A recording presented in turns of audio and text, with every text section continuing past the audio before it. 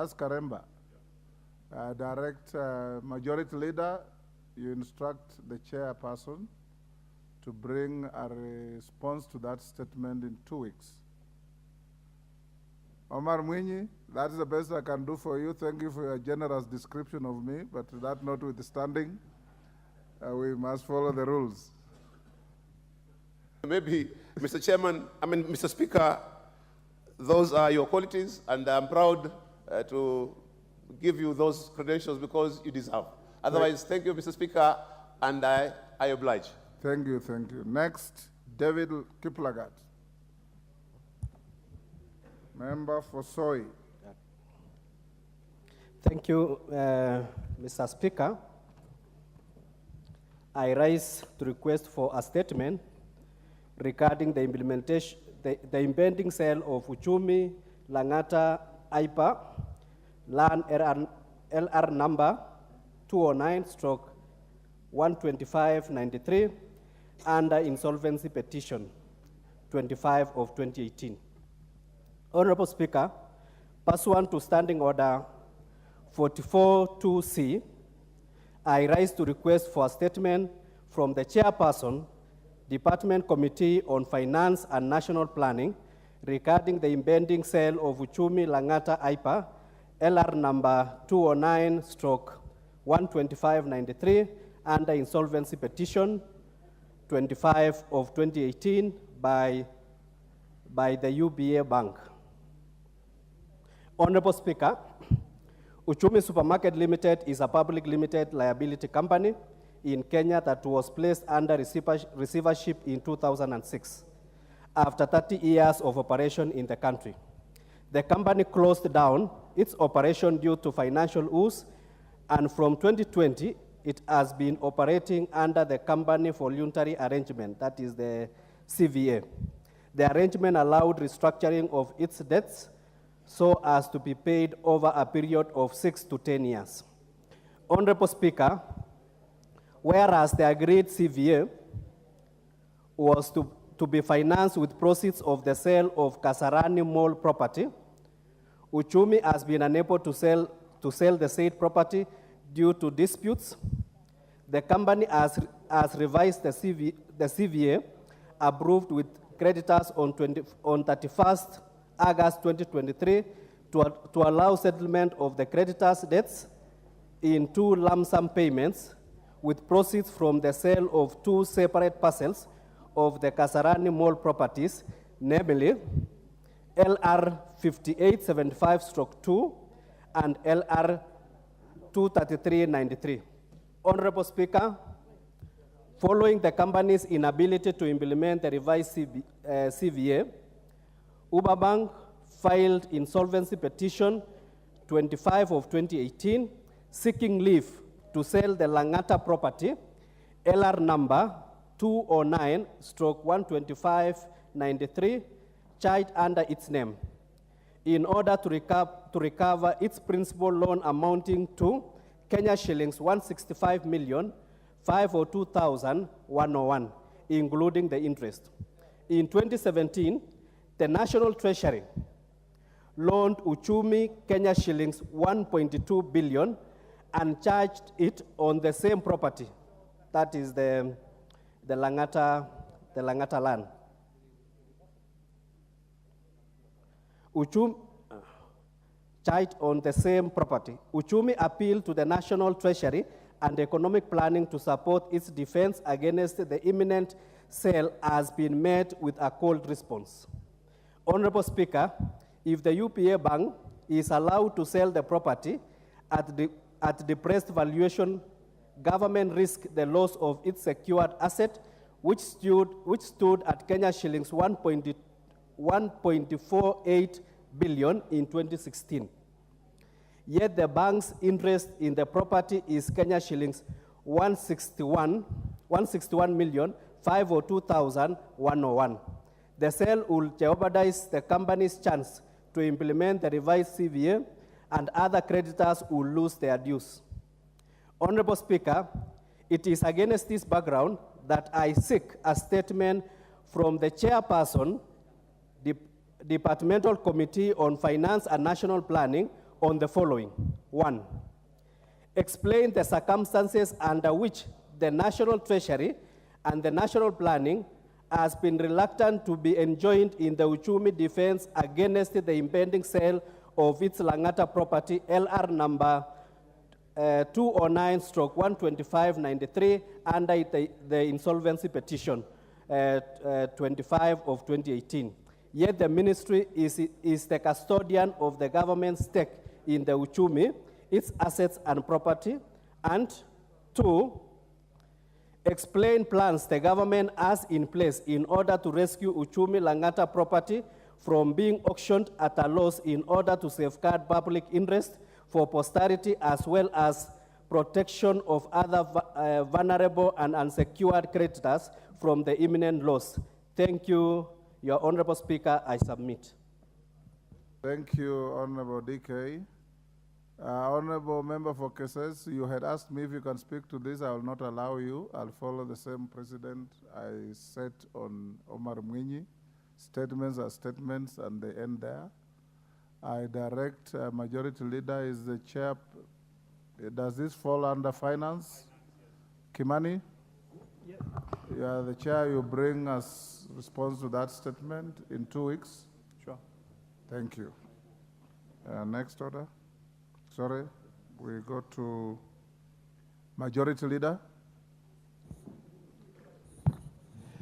Thank you, Honorable Speaker. Honorable Speaker, I beg to give the statement, our Thursday statement, on behalf of the House Business Committee, which met on Tuesday, 24th October 2023, to prioritize the business for consideration during the week. Honorable Speaker, from the onset, allow me to commend the leadership of the House, including chairpersons of committees and all members for the dedication and diligence exhibited so far during this part of the session.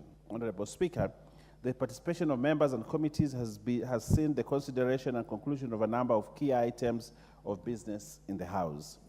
Members will note that in accordance with the calendar of the House, for the second session, regular session, the House will adjourn for the short recess commencing tomorrow, Friday, 27th October 2023. The House will resume on Tuesday, 7th November 2023 at 2:30. This time, I hope members will go to their constituencies and stay there and pray together with those that are doing the KCPE examinations. We should not be seeing them loitering. They should go to their constituency and join their families. Honorable Speaker, upon resumption, the House is expected to consider the following business, some of which is listed in today's order paper.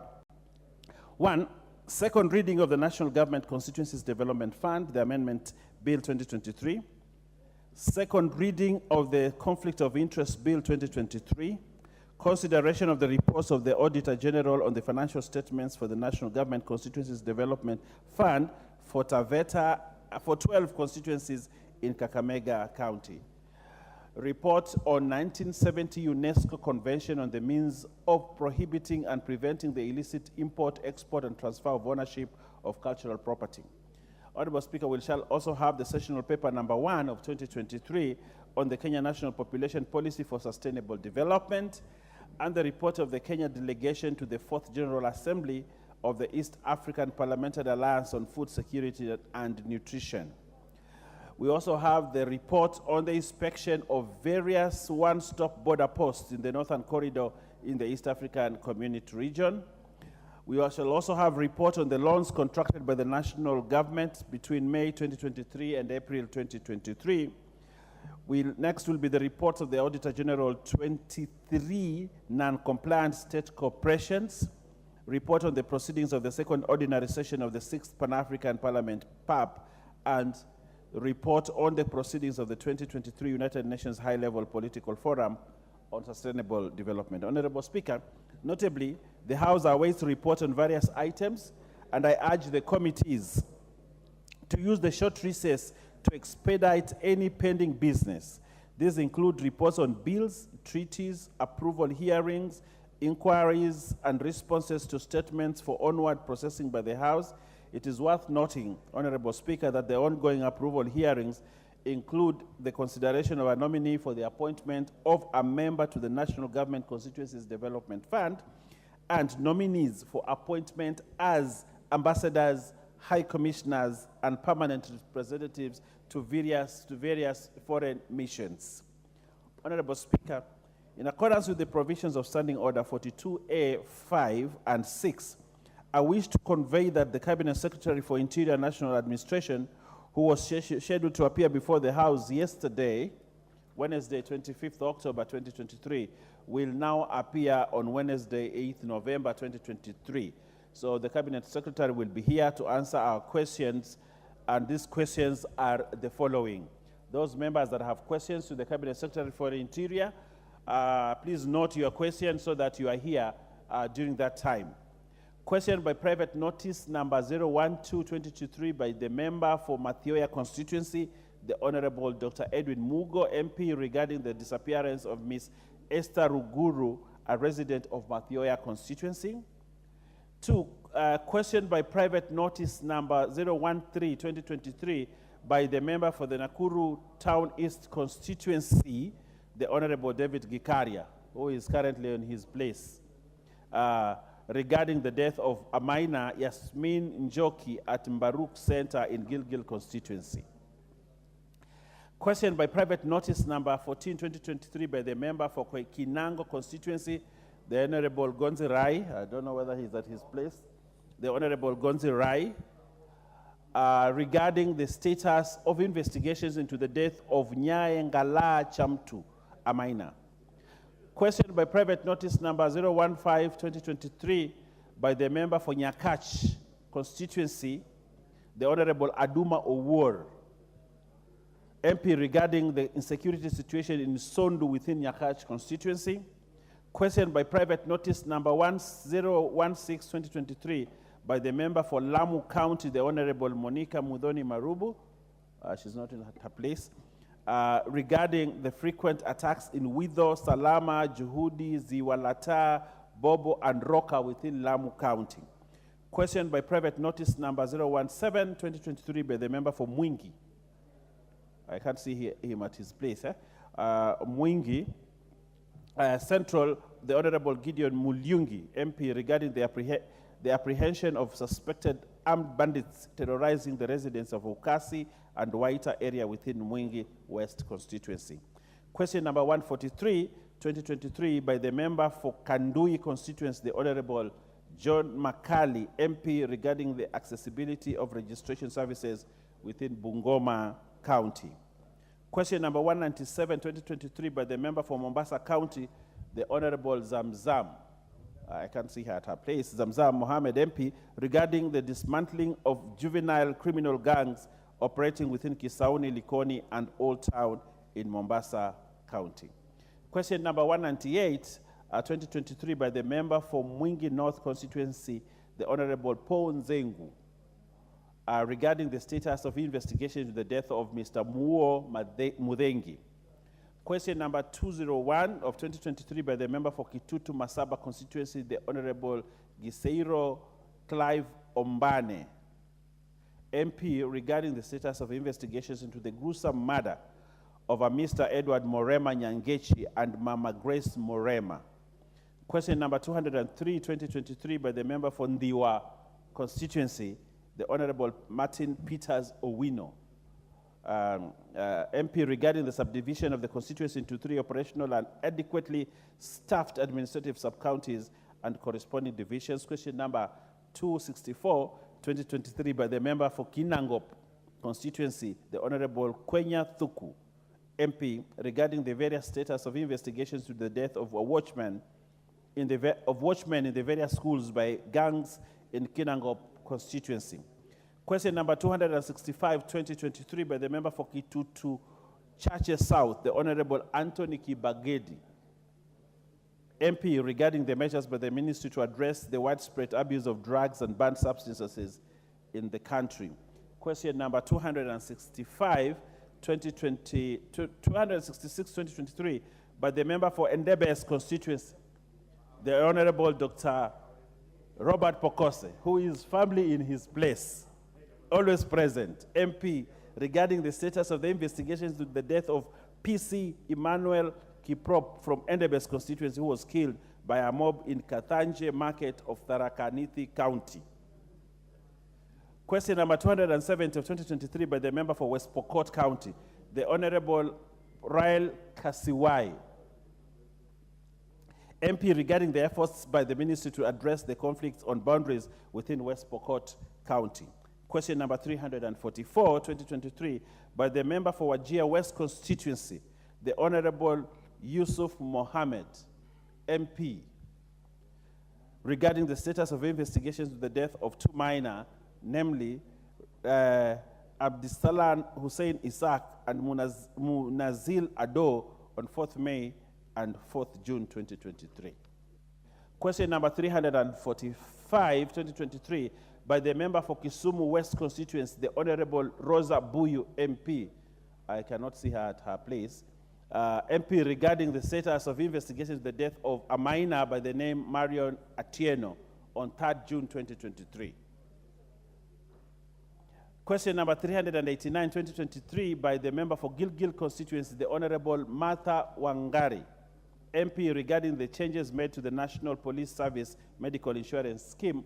And question on number 454, 2023, by the member for Lam East constituency, the Honorable Captain Ruwaida Obo, MP, regarding the apprehending of Al-Shabaab militants in Lamu County. Honorable Speaker, as stated in your message, His Excellency the President is scheduled to address the House of Parliament during the annual State of the Nation address on Thursday, 9th November 2023, in fulfillment of the provisions of Article 132, 1 of the Constitution.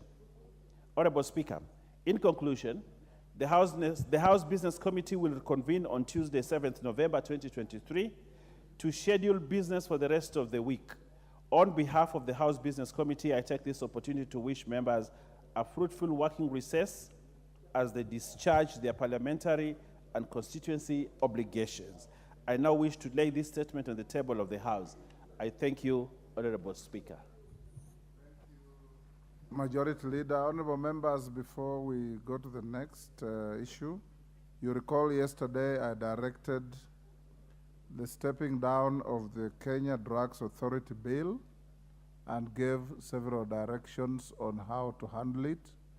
I want to add that the committee, in bringing together all members with proposed amendments, must work and make sure that by the time we resume from the short recess, that is the 7th of November, you will be through with the process, and I direct that the bill be on the order paper of the 7th of November, and the Office of the Clerk is further directed to facilitate the members under the Committee of Health to have expedited meetings. Members with amendments to that bill, please note that you have next week to deal with your issues with the committee under the chairmanship of the Vice Chair, but with the participation, active participation of the Chair of the committee.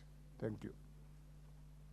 Next, allow me to recognize Kiragu Secondary School from Mwea in Kirinyaga. The member from Mwea has asked me to give her 1 minute to welcome her school. Honorable Maingi, go ahead.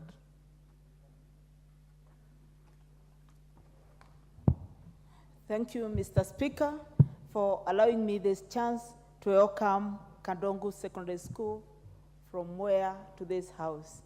I want to encourage the students to aspire to return to this honorable house someday when they are members of parliament. Allow me, Mr. Speaker, to also take this chance to wish all the candidates of Mwea constituency success in their examinations, and indeed all the candidates of this country. Thank you, Mr. Speaker.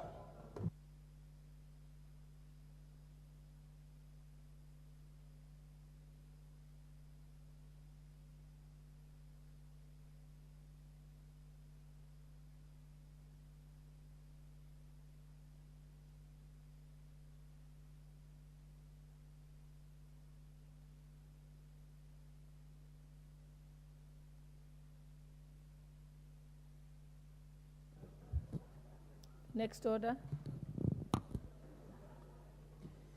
Order number 8, motion. Report of the Committee of the Whole House on the Public Service Values and Principles Amendment Bill, National Assembly Bill number 46 of 2022. Move Chairperson, Honorable Dawood.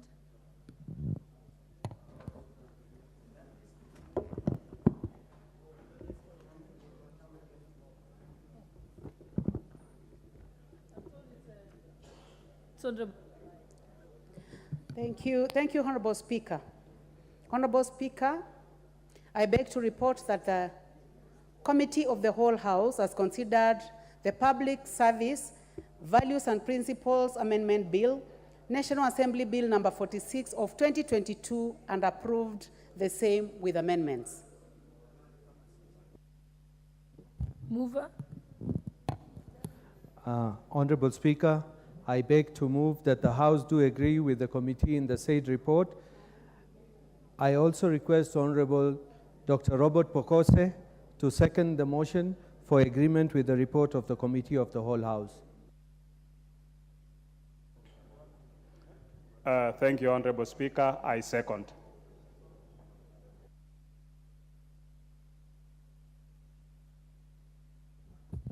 Honorable members, I now propose the question that this House do agree with the report of the Committee of the Whole on its consideration of the public. Is it the public service? Yes. Yes, okay. Honorable members, I propose the question, which is that the House do agree with the committee in the said report. Honorable members, I now put the question, which is that the House do agree with the committee in the said report. Will as many as of that opinion say aye? Aye. Will as many as of the contrary opinion say nay? The ayes have it. Mover. Honorable Speaker, I beg to move that the Public Service Values and Principles Amendment Bill, National Assembly Bill number 46 of 2022, be now read a third time, and I also request Honorable Dr. Pokose to second. Thank you, Honorable Speaker. I stand to second the Public Service Amendment Bill of 2022, and I want to thank the members for supporting this bill that is now come to this stage. Madam Speaker, I also want to wish members enjoyable short recess, and want to wish my constituents of Endebess who are sitting for the exams success in both their KCB, KCSE, and the other KSS. So thank you, Madam Speaker. I second. Honorable members, I now propose the question, which is that the Public Service Values and Principles Amendment Bill, National Assembly Bill number 46 of 2022, be now read a third time. It's the mood of the House that I should put the question. Honorable members, I have confirmed that the House is properly constituted for the purpose of making this decision. I therefore put the question, which is that the Public Service Values and Principles Amendment Bill, National Assembly Bill number 46 of 2022, be now read a third time. Will as many as of that opinion say aye? Aye. Will as many as of the contrary opinion say nay? The ayes have it. Next order. A bill for an act of Parliament to amend the Public Service Values and Principles Act and to provide for connected purposes. Order number 9, motion. A report of the Committee of the Whole House on the National Construction Authority Amendment Bill, National Assembly Bill number 59 of 2022. Chairperson. Thank you, Honorable Speaker. Honorable Speaker, I beg to report that the Committee of the Whole House has considered the National Construction Amendment. I take that again, Honorable Speaker. I beg to report that the Committee of the Whole House has considered the National Construction Authority Amendment Bill, National Assembly Bill number 59 of 2022, and its approval thereof without amendments. Thank you, Honorable Speaker. Mover. Thank you, Honorable Speaker. I beg to move that the House do agree with the committee in the said report. I also request Honorable Wachira Karani to second the motion for agreement with the report of the Committee of the Whole House.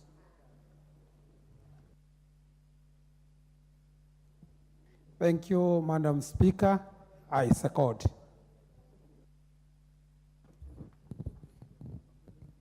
Honorable members, I propose the question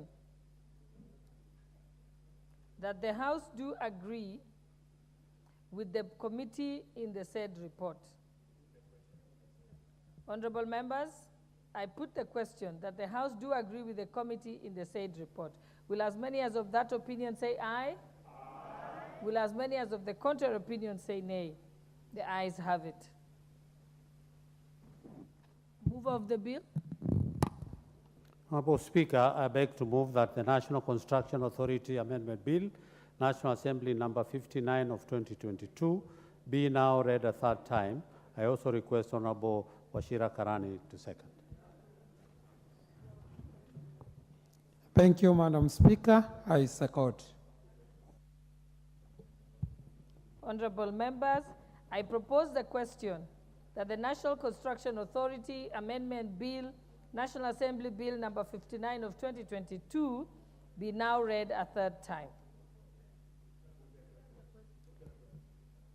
Honorable members, I have confirmed that we have the requisite quorum in the House for the purpose of making this decision. I therefore put the question, which is that the National Construction Authority Amendment Bill, National Assembly Bill number 59 of 2022, be now read a third time. Will as many as of that opinion say aye? Aye. Will as many as of the contrary opinion say nay? The ayes have it. Next order. A bill for an act of parliament to amend the National Construction Act and for connected purposes. Order number 10, the Anti-Corruption and Economic Crimes Amendment number 2 bill, National Assembly Bill number 40 of 2023, first reading. A bill for an act of parliament to amend the Anti-Corruption and Economic Crimes Act and for connected purposes. Order number 11, the National Government Constituencies Development Fund Amendment Bill, National Assembly Bill number 13 of 2023, second reading. Mover. Honorable Speaker, I beg to move that the National Government Constituencies Development Fund Amendment Bill 2023, National Assembly Bill number 13 of 2023 be read for the second time. Honorable Speaker, this is a bill that is co-sponsored by the Leader of Minority, the Honorable Opio Wandai, MGH, and the Leader of Majority, the Honorable Kimani Ichung'wah, MGH. And I wish to commend the Select Committee of the National Government Constituency Development Fund on the work it has done. I will now give a brief highlight, Honorable Speaker, of the proposed amendments. Honorable Speaker, as you know, this is a very crucial bill, especially for members of the National Assembly here. And you know that we cannot say much about what National Government Constituency Development Fund has done. It's done tremendous good things for this country.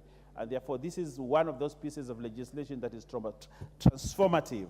And Honorable Speaker, I would like to state that this bill seeks to amend various provisions in the National Government Constituency Development Fund Act 2015 that have been challenged in court and attracted adverse opinion, and thus seeks to ensure compliance with the Constitution of Kenya, and specifically in relation to separation of functions. Honorable Speaker, the Supreme Court of Kenya judgment held that the NG-CDF Act 2013 violated the vertical division of powers between the national government and the county government.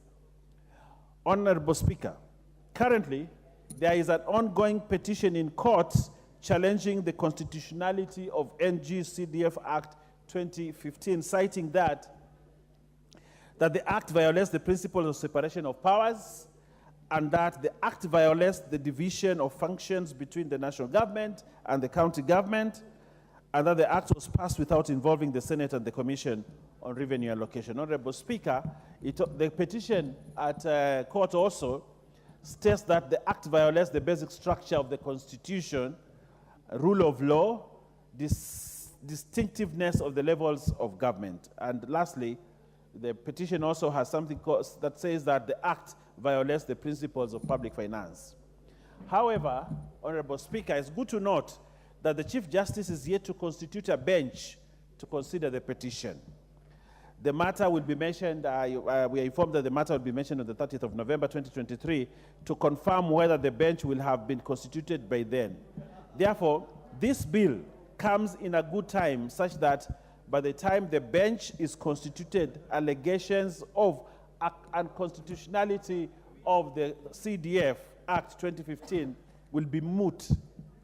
The concerns raised in the petition having been addressed through this amendment. So, Honorable Speaker, this bill seeks actually to address the issues that are being raised in the petition that is before the court of law, the issues of constitutionality and all that. As we debate and pass this bill, we will be addressing the issues of constitutionality as raised in the petition. Honorable Speaker, the bill has 14 clauses. It's a small bill, Honorable Speaker, and you can pick it from the table office and go through it and understand. And I think the memorandum is very self-explanatory, and the issues being canvassed here are very easy to understand. So I request honorable members to pick a copy of the bill from the House, from the table office. Honorable Speaker, in the 14 clauses, the amendments can be generally classified as aligning the Act to funding of projects falling under the exclusive functions of the national government, as set out in the 4th schedule of the Constitution. In addition, Honorable Speaker, the amendments seek to separate powers between the two levels of government, that is, the national government and the county governments. Honorable Speaker, Clause 2 of the bill provides for the amendment of Section 3H of the Act to provide that the objects of the fund shall be to facilitate the National Assembly to exercise its oversight role. That the National Assembly in CDF now will just be oversight role. That is what that clause tries to do. Of exclusive national government projects and supplement for infrastructure development of projects falling under the exclusive functions of the national government at the constituency level as provided for in the Constitution. This ensures that the fund shall only fund projects falling under the exclusive functions of the national government at the constituency level as set out in the 4th schedule of the Constitution. This is just to neaten up this area, to just emphasize that national government's Constituency Development Fund will only fund those functions that are in the purview of the national government as provided for in Schedule 4 of the Constitution. Honorable Speaker, Clause 3 provides for the deletion of Section 4(3) to cater for situations where collected government revenue is lower than the preceding year and which may necessitate lower allocation to the fund than the previous financial year. Honorable Speaker, in the 4th clause, the bill provides for the amendment of Section 15 of the Act to empower the Public Service Commission to make recommendations to the Cabinet Secretary on the persons to be appointed as members of the National Government Constituency Development Fund Board. Usually, in the past, the Public Service Commission has not been involved in identifying and ensuring that we have a placement of board members. But in this, when we do the amendment of Section 15, then the Public Service Commission will have a say on who is appointed to the board. Honorable Speaker, Clause 5 of the bill provides for the repealing of Section 19 and substituting it with elaborate provisions that incorporate the public service recruitment process of board members as envisioned under Article 234 of the Constitution, that appointment of members of the board should be competitive. So we are allowing this amendment to provide for the issues as provided in the Constitution, that we don't just pick people, but there is competitive and follows the values and principles of public service. And therefore, this article, this section 19, does that, Honorable Speaker. Honorable Speaker, Clause 6 of the bill provides for the repeal and replacement of Section 24 of the Act to provide that a project under the Act shall only be in respect of works and services falling within the exclusive functions of the national government under the Constitution. It seeks to remove funding of community-based projects that benefit widespread cross-section inhabitants of a particular area. Honorable Speaker, Clause 7 of the bill provides for the deletion of Section 25(8) and 10 of the Act, which empowers the NGCDF to fund sports activities and environmental activities within the constituencies, provided those activities do not exceed 2% respective of the total allocations to the constituency in every year. The Honorable Speaker, if you go to Clause 8 of the bill, it provides for the amendment of Section 34 by inserting a new paragraph to provide that the total allocation to a constituency shall not be less than the amount allocated to the constituency in the preceding financial year, so that there is gradual graduation of the fund from a lower level, so that each year we cannot allocate lesser than what was allocated in the previous year, Honorable Speaker. Honorable Speaker, Clause 9 of the bill provides for the amendment of Section 43(2) by increasing the number of male and female members nominated to the constituency committee from 2 to 3. Clause 9B of the bill provides for the amendment of Section 43(6) by providing that the first meeting of the constituency committee shall be convened within 120 days of the holding of a general election. So that 120 days after holding of a general election, then this new CDF committee is constituted and put in place. That is what that clause will do. Now, Clause 9C of the bill provides for the amendment of Section 43(8) by increasing the term of office of a member of the constituency committee from 2 years to 3 years renewable. You know, after 2 years, we usually come back to this house and say we would like to reconstitute our committees and that this house approves. But now we want to increase that from 2 years to 3 years, so that the contract of the people that you're working with, at least they can work for 3 years, and you'll be able to gauge the output of the committee that you have. Honorable Speaker, Clause 2 of the bill seeks to repeal Section 52 of the Act, which provides that allocation to the fund are supplementary. Clause 11 of the bill seeks to repeal Section 53 of the Act, which establishes the Constituency Oversight Committee, which comprises the member of the National Assembly and 4 other persons appointed by the Member of Parliament in consultation with the stakeholders. Clause 12 of the bill seeks to repeal Section 53A of the Act, which provides for the facilitation of the Constituency Oversight Committee, which is consequential to the repeal of Section 52 of the Act. These amendments seek to align with the principle of public finance management, which calls for the prudent use of public resources through avoiding double allocation of funds in accordance with Article 201 of the Constitution. This will prevent imprudent use of the public resources created by unnecessary and parallel and duplicative offices, bodies, and structures. Honorable Speaker, if you're running CDF, you know that there's a committee where the chairperson of that committee is the Member of Parliament, the Oversight Committee. Now, in this new arrangement, it seeks to repeal that section so that there is no duplicative role. As a Member of Parliament, it is your duty to oversight that committee, that CDF, and you do not have to sit in a committee where you are remunerated or given funding to do your job, for which you already do as a Member of Parliament. That is the essence of that amendment. But that's what it means. If the Oversight Committee that is there now is repealed, you will offer oversight as a Member of Parliament for the CDF as it's supposed to be in your armpit as a Member of Parliament, whose other role is oversight, oversighting government projects. Honorable Speaker, Clause 13 of the bill provides for deletion of Section 54(2) of the Act, which provides that normal government development and allocation shall continue alongside projects funded under the Act. Honorable Speaker, Clause 14 of the bill provides for the consequential amendment to Section 14 of the National Government Coordination Act, number 1 of 2013, to ensure that constituencies are recognized as national government service delivery units. In the present, NG-CDF office or setup is seen as separate from the national government offices.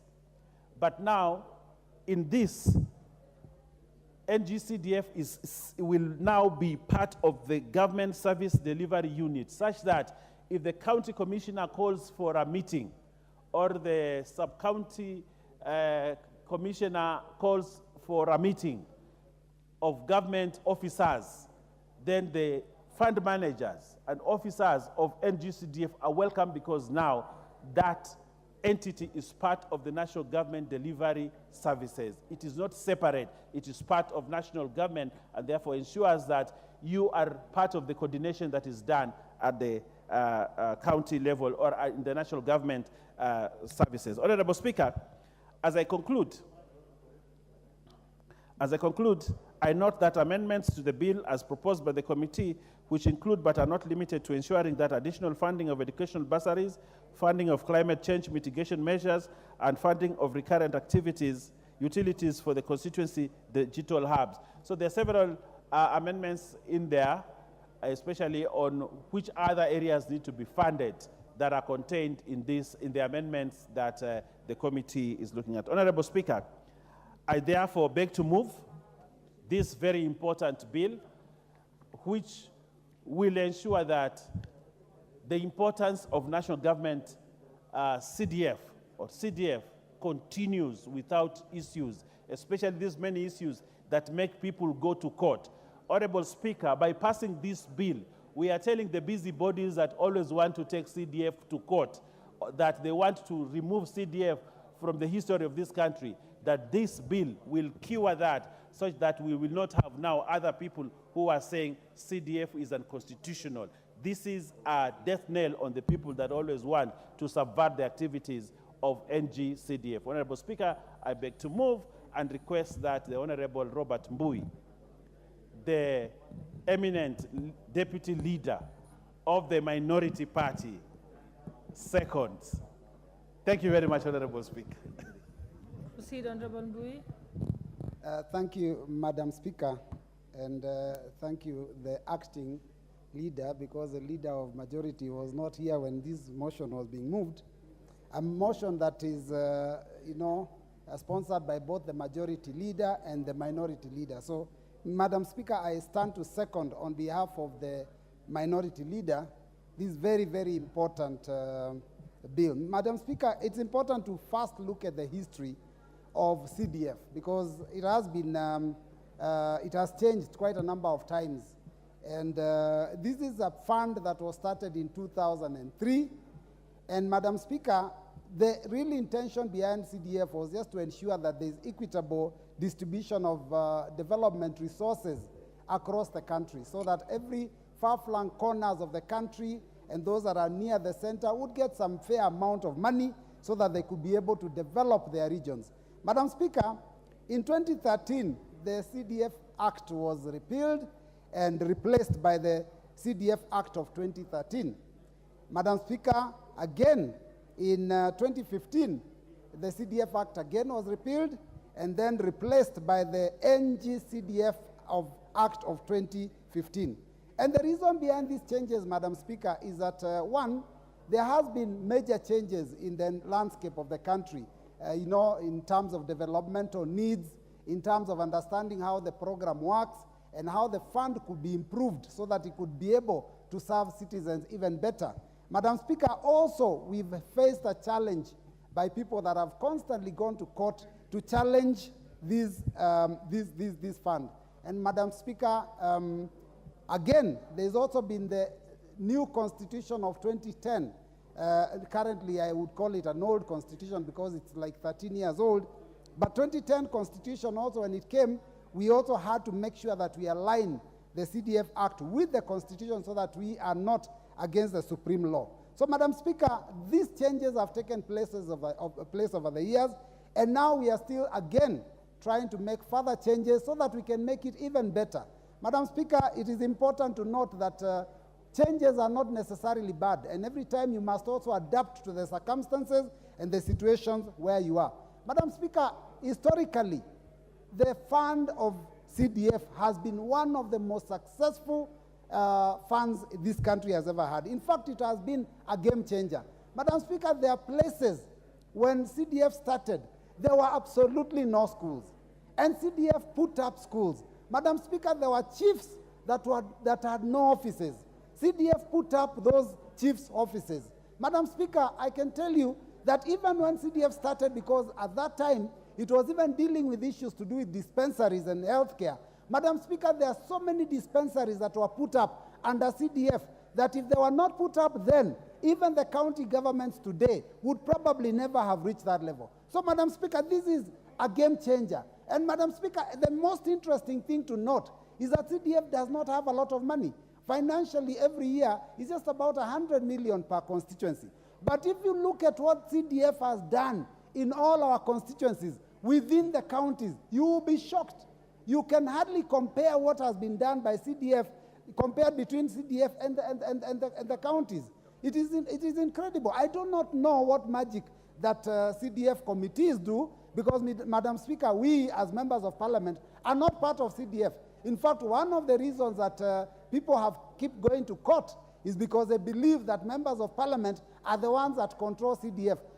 Madam Speaker, members of parliament are far removed from CDF. And Madam Speaker, you will notice this, that one of those things that we have changed so that we make sure that members of parliament are not involved is to ensure that we remove the oversight committee, which was chaired by a member of parliament, which was part of what was going to oversee what was happening in CDF. Madam Speaker, that makes sure that members of parliament are no longer directly involved. But you know, Madam Speaker, one of the responsibilities of MPs is to oversight. So even without that committee, members can go and look at what is being done and make sure that there's prudent use of those resources in their regions before they can actually do that work at the national level.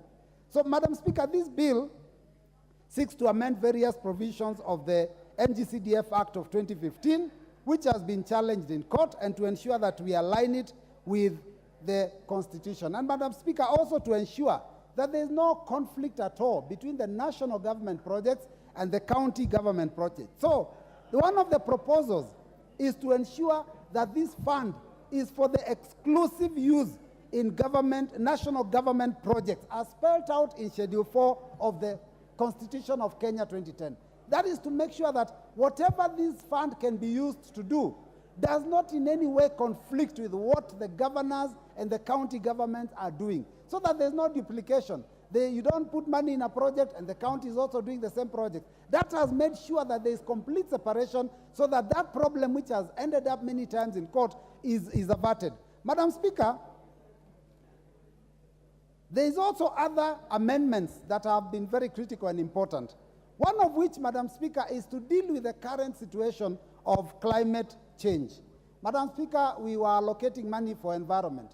And you know that when you call it environment, it's just basically very limited. So, Madam Speaker, we are now looking at it from this perspective, that the world is changing, the climate is changing. What we called short rains long time ago, and the predictability of the short rains, the long rains, is no longer what it was. Those days we knew that when schools are closing at a certain time, there will be rains. Nowadays, you cannot even prepare. Madam Speaker, we were assuming there would be an El Nino. In fact, the Met Department have been having a problem. They say there will be El Nino, tomorrow they withdraw and say, no, it looks like there's a change. So, Madam Speaker, there is a real issue that we need to deal with, which is the issue of climate change. And so this fund will be able to help the national government in dealing with that matter. Madam Speaker, as currently constituted, the NGCDF Act of 2015 does not allow any use of, that fund cannot be used for any recurrent expenditure. But, Madam Speaker, in support of the national government program of making sure that we send ICT hubs in all the regions in the country, and to ensure that there's connectivity, Madam Speaker, one of the requirements for these ICT hubs to work is electricity. And, Madam Speaker, you cannot give a project of that nature and leave it hanging, because it has been done in the past. We tried the ICT hubs, and those of us who constructed them and equipped them, they failed simply because there was no way that the recurrent cost of running them could have been met because there was no money being generated. So now the fund is allowing the use of at least part of that administrative money to be able to deal with the electricity cost that is incurred by those ICT hubs across the country, so that we can ensure that our people are connected and they are able to use this system for their own benefit. Madam Speaker, there is an introduction of an amendment to Section 34 that adds the following new paragraph, that an amount that we are making sure that an amount that ensures that the total allocation to a constituency is not less than the amount allocated to the constituency in the preceding year. Madam Speaker, this has been brought about by the fact that this fund has always been pegged on a percentage.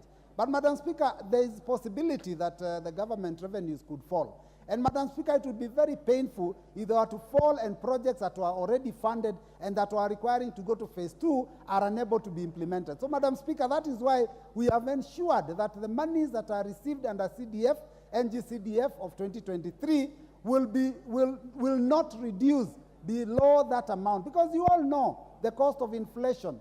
We all know that even those people that work under that department have to be paid, and salaries cannot go down, they have to keep going up. So Madam Speaker, that has been proposed so that we can be able to ensure that the fund does not reduce, but is maintained at a certain level and can only go up. Madam Speaker, finally, there is a recruitment of the board. And Madam Speaker, we are proposing, and the proposal is that there be competitive recruitment, because whenever the government is recruiting for any of the boards, and NG-CDF board being one of them, it is important that the Public Service Commission be involved. So Madam Speaker, what we are doing is to make sure that this recruitment for the board is competitive, and that those that qualify are actually vetted and presented by the Public Service Commission, so that basically the jobs are not by hand-picking of specific individuals, and so that everyone can know that this is really a fund that is for the purposes of ensuring that there is equity, there is fair distribution of resources, and every corner of this country can be able to develop and can be able to achieve their objectives. So, Madam Speaker, with those many remarks, I second the motion. Thank you.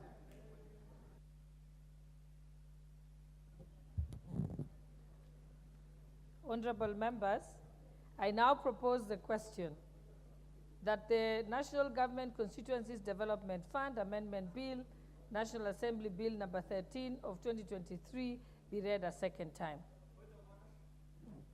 What's your point of order, Honorable Kimani? Honorable Speaker, pursuant to Standing Order number 97, I beg to move that the debate on this very important motion be reduced from 10 minutes to 5 minutes, so that we can allow as many members as possible to talk about this matter of national importance, like the National Constituency Development Fund. And I beg to ask Honorable Lynette Chepkoril to second. Thank you, Madam Speaker, for giving me this chance also to contribute or to support. Because of the demands of members that they want to contribute, I therefore support. I therefore second, sorry. Honorable members, I propose the question that pursuant to Standing Order 97, debate on this motion be limited to a maximum of 5 minutes for each member speaking. Can I put the question? Honorable members, I now put the question that pursuant to Standing Order 97, debate on this motion be limited to a maximum of 5 minutes for each member speaking. Will as many as of that opinion say aye? Aye. Will as many as of the contrary opinion say nay? The ayes have it. What's your, okay, Honorable Leader of Majority. Thank you, Honorable Speaker. Let me begin by thanking the Deputy Leader of Minority and the Deputy Leader of Majority and Deputy Leader of Minority for moving and seconding this bill on my behalf and on behalf of the Leader of Minority. And as was stated, Honorable Speaker, this is a co-sponsored bill between myself and the Leader of Minority, and the consequence of work that was done by a committee of this House, an ad hoc committee that was formed to first look into the issues that had been raised by the court and which the Deputy Leader of Minority, the Honorable Owen Bayer, has clearly articulated in terms of what the Supreme Court found to be inconsistent with the Constitution in terms of the NGCDF 2015 Act, especially on the question of the principles of separation of powers and the division of functions between the national and county governments.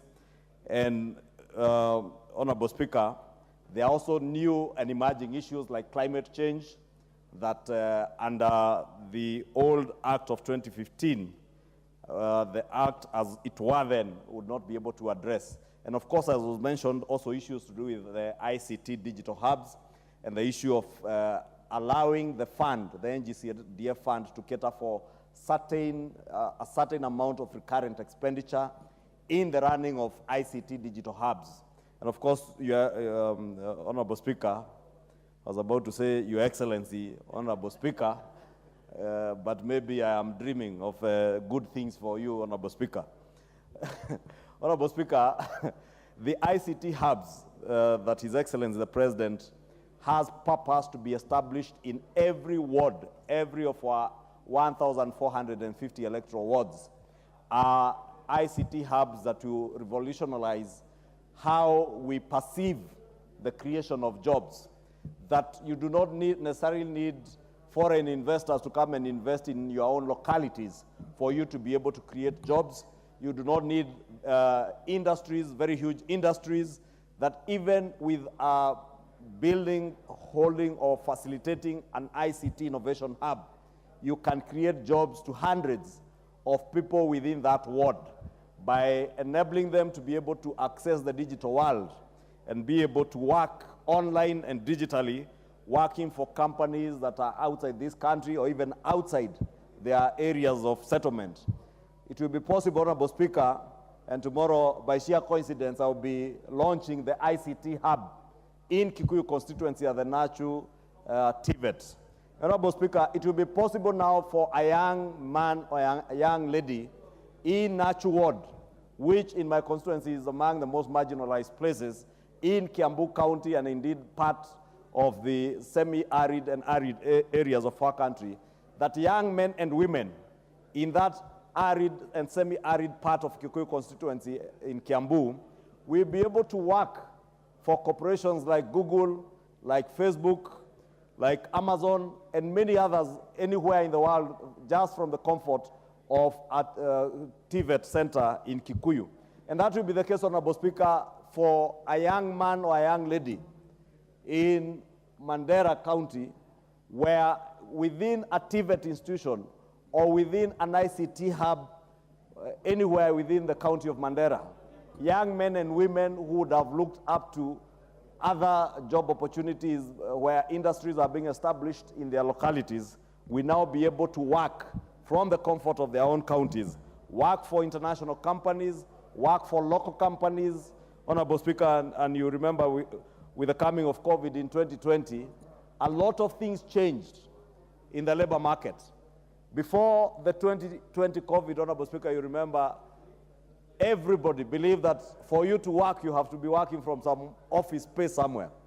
And indeed, COVID did teach the world a very good lesson that you do not need office space, you do not need to be working from the comfort of an office, that you can comfortably work from the precincts of your house and be able to work either for your companies locally or those outside. Honorable Speaker, with that in mind, and bearing in mind that we are now establishing these ICT hubs across the country, it was important that we enable NGCDF to be able to cater for certain levels of recurrent expenditure, be it water bills, be it electricity bills, be it the internet services that the youth will be using at those centers, or even simple repairs and maintenance of the gadgets and equipment that will be in those ICT hubs. Honorable Speaker, matters to do with climate change, matters that are alive to us. NGCDF has also to be responsive to issues to do with climate change and how we mitigate matters that touch on climate change. And therefore, we'll be able again to incur a little bit of these monies that are allocated to NGCDF to deal with issues touching on climate change. Honorable Speaker, in dealing with the challenges that have confronted NGCDF over the years. On the question of separation of powers, on issues on how we align the revenue, vertical division of revenue between the national and county governments, we are now making it very clear, Honorable Speaker, that NGCDF will in no way interfere with the level of financing or revenue that is being divided vertically to our county governments. That NGCDF will get from the national government share of revenue. And therefore, Honorable Speaker, those who have perceived that NGCDF is in a way clawing back on devolution can now have the comfort that the money is going to NGCDF will not in any way affect the money is going to our county governments. And therefore, especially our good governors, Honorable Speaker, and the Council of Governors can rest easy that NGCDF is money that will come from the national government's share of revenue. And this money, Honorable Speaker, will also go strictly to functions under Schedule 4 of our Constitution that are designated to be carried out by the national government. We shall not be involved in issues, Honorable Speaker, as important as they are, issues that touch on functions of the county government. Honorable Speaker, the 2005 Act, the 2015 Act, allowed NGCDF, for instance, to allocate money to sporting activities. Honorable Speaker, with the enactment of this bill, it will now not be possible, since sports under Schedule 4 of our Constitution is designated to our county governments. It will now not be possible for NGCDF to engage in that. But, Honorable Speaker, we have sporting facilities within schools. That does not mean a member cannot get his people during public participation to propose to have sporting facilities within an educational institution, because, Honorable Speaker, again, education is not just the academics and what they do in class, but education in today's world under CBC is all-encompassing, including sporting facilities. But it will not be possible, for instance, now to be able to sponsor sporting tournaments in our communities, or even to work on sports facilities outside of educational institutions, Honorable Speaker.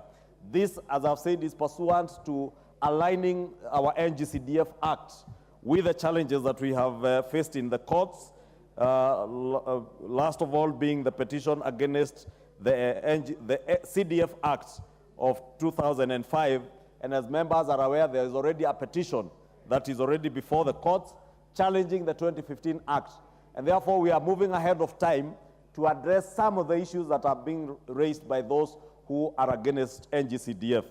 Honorable Speaker, in conclusion, allow me, Honorable Speaker, to speak to those who sponsor cases in court against NGCDF with the imagination that NGCDF is a fund that is managed, implemented, or that belongs to members of parliament.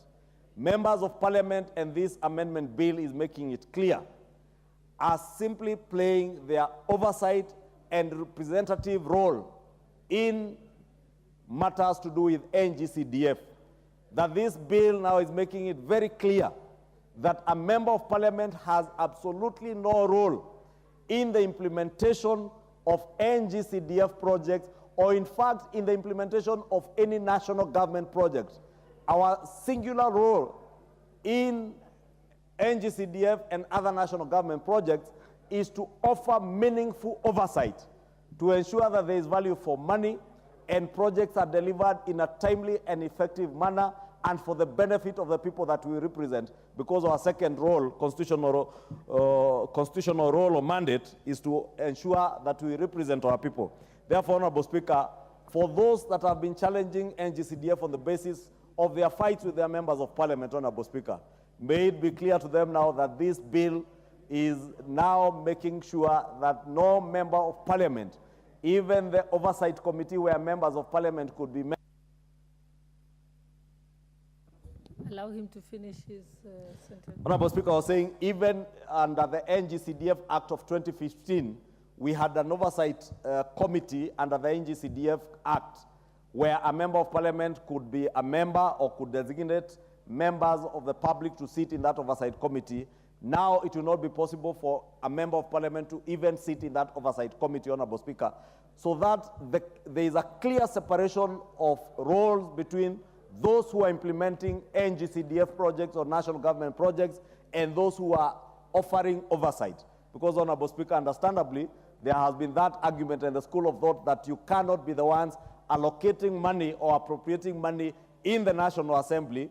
Then you have a role in the implementation of the money that you allocated, and also oversight the same amount. Now we will have the role to appropriate money to national government projects, including those under NGCDF. We will have no role at all in the implementation phase, so that we can clearly be able to oversight what money that we appropriated to ensure that that money is utilized for the purpose for which it was appropriated, Honorable Speaker. And I want to beg that we all support this bill. It will not just help us to deal with emerging issues like the digital economy and the ICT hubs, recurrent expenditures, but also those of climate change, as well as deal with the challenges that have confronted NGCDF with a lot of litigation in our courts, Honorable Speaker. Besides aligning the NGCDF Act of 2015 with our 2010 Constitution and what the Supreme Court said in the petition that was filed against the CDF Act, and part of which has been borrowed by the petitioners who have filed another petition against the NGCDF Act, that now the separation of powers between the national government and the county governments, the separation of powers between the legislature and the executive are quite clear. And I beg that we will all support this bill, and I beg to support, Honorable Speaker. The Honourable Member for Kitui South, Honourable Rachel Yamai, but you can give me a minute first to recognize a school that is here. I wish to recognize Sitoito Secondary School from Kerusoi North constituency, Nakuru County, who are seated in the public gallery.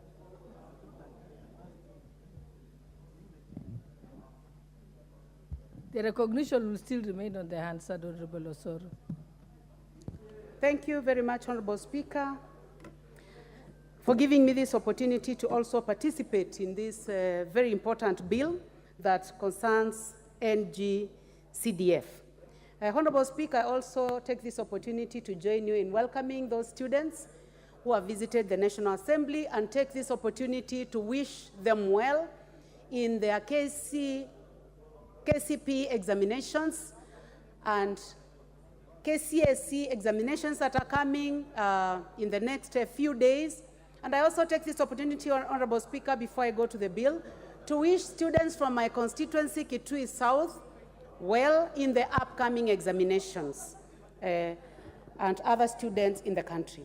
Honorable Speaker, I support this very important bill, which has been ably moved by the Deputy Leader of Majority, the Honorable Baya, and seconded ably by the Deputy Minority Leader, the Honorable Mbui, and also having listened keenly to the Majority Leader as he spoke about this very important bill that we must work on and make sure that it passes as members of Parliament, so that the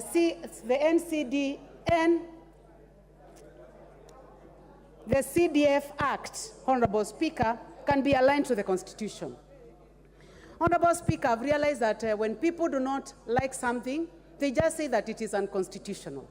And I think that NGCDF has suffered this fate for far too long, and the amendments that have been proposed by the Majority Leader and Minority Leader are going to handle this matter. It is going to be aligned not only to the Constitution, but also to other existing acts of Parliament. It is going also to be aligned to the new order, which has been brought by the new Constitution, where we have funding at the national government and also funding at the county governments, so that it is extremely clear that CDF does not draw any money from the county, that it will be only at the national level, and it will draw money from the national level. So, Honorable Speaker, I would like to congratulate our leaders and also congratulate the CDF committee for the good work that they have been doing. Honorable Speaker, I would like to say that This bill is going to also deal with the removal of members of parliament and also the perception that members of parliament are seen to be part and parcel of CDF, that after this bill is passed, members of parliament are only going to play the oversight role, that members of this board are going to be competitively identified. They must meet the requirements of the Constitution, including Chapter 6, and that anybody will be free to apply. Also, it is going to consider matters women and matters youth so that everyone feels fully involved. Honorable Speaker, looking at this bill, it is also going to ensure that we are catering for the emerging issues, one of the emerging issues being climate change, which has become a huge topic in this country and which we must be awake to as members of parliament. That now CDF committees will be able to make a decision on how much they are going to spend in dealing with matters of climate change. We have seen a lot of things that never happened in the areas that we represent. We have seen a very high amounts of rainfall. We have seen coldness that we never felt. We have seen dryness and heat that we never felt. And Honorable Speaker, this means that members of parliament must rise to the occasion and make sure that this is funded. Honorable Speaker, we have highly talented children in our constituencies and highly talented middle-aged and even aged people who need to expose themselves to the world. Honorable Speaker, undoubtedly, people from the world, various parts of the world, are making lots of money by exposing their talents and sharing what they're able to do to social media and sharing it world over and getting paid not only by this country but also being paid by other revenue sources in the world.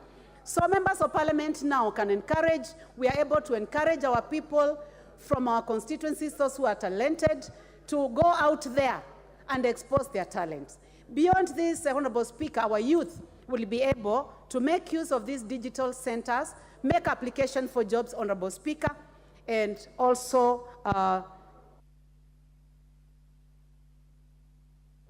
the Honorable Member for Eldama Ravine, Honorable Sirma. Thank you, Madam Speaker. First and foremost, I would like to take this opportunity to thank the leadership of the House for having well thought of bringing up this bill. And it's a bill sponsored by both sides of the House. And Madam Chair, I also want to thank my members of the committee who really traversed this country to be able to do the public participation and attended 24 county forums in the various places or in all provinces in this country. Madam Speaker, I also want to thank members of the public who listened very carefully what the bill was all about. And I want to say categorically, some of the issues we have raised here to remove from the CDF Act, the members of public were really opposed to it, but because of the court issue, they were able to accept, and they were requesting for a referendum to air their views and put forward what the interest is in this country so that those busybodies who have always been going to court can be ashamed because they are trying to fight what is really basic and what really helps the members of the society. Madam Speaker, this bill on coming into law will address the big issue of the Supreme Court matter, which is now still pending in court, and which is challenging the 2015 Act. And once we have the 2023 Act, it changes that the 2015 Act is mute, and therefore we shall be guaranteed of the amount of money which we are supposed to get. Madam Speaker, the biggest milestones which we have achieved in this is one, dealing with national government projects and making constituencies the delivery units for all national government projects is a way forward in terms or in the right direction. Madam, we have also the issues of climate change. We have the issue of digital hubs, which we want to do in all the 1,450 wards. Madam Speaker, in my constituency, already we have 2 ICT digital hubs. This bill will bring life into that ICT hub because we shall be able to pay for the recurrent expenditures which are there. Our young fellows are making money. In my constituency, we have people making between 10,000 and 5,000 shillings a week, translating to 40,000 and 20,000 shillings in a month.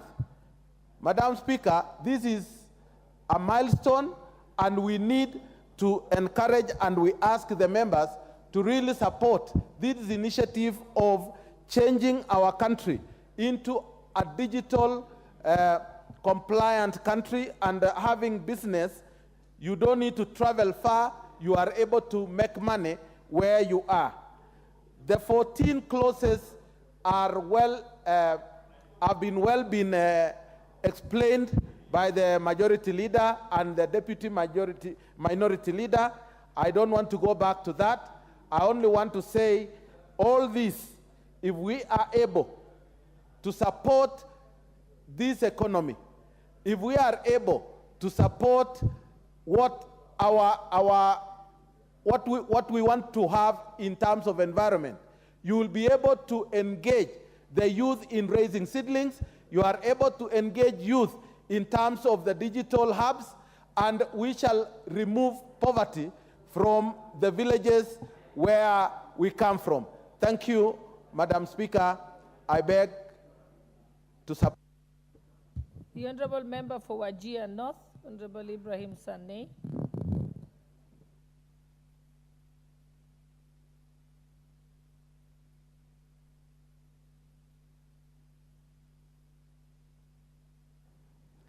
Thank you, Madam Speaker. I today appreciate that NGCDF is duly recognized as the centerpiece for development in this country. It was once an anathema, a curse, that it is a conduit for stealing money by members of parliament. Today, the only visible unit to spur economic growth in this country is the CDF, while devolved funds are really not. What I mean to say, I'm being interrupted, Madam Speaker, by the Chief Whip himself. What I mean to say, the CDF is today getting a plethora of delegated functions from ICT, environment, CBC. I do appreciate these delegated roles. However, these must come with money.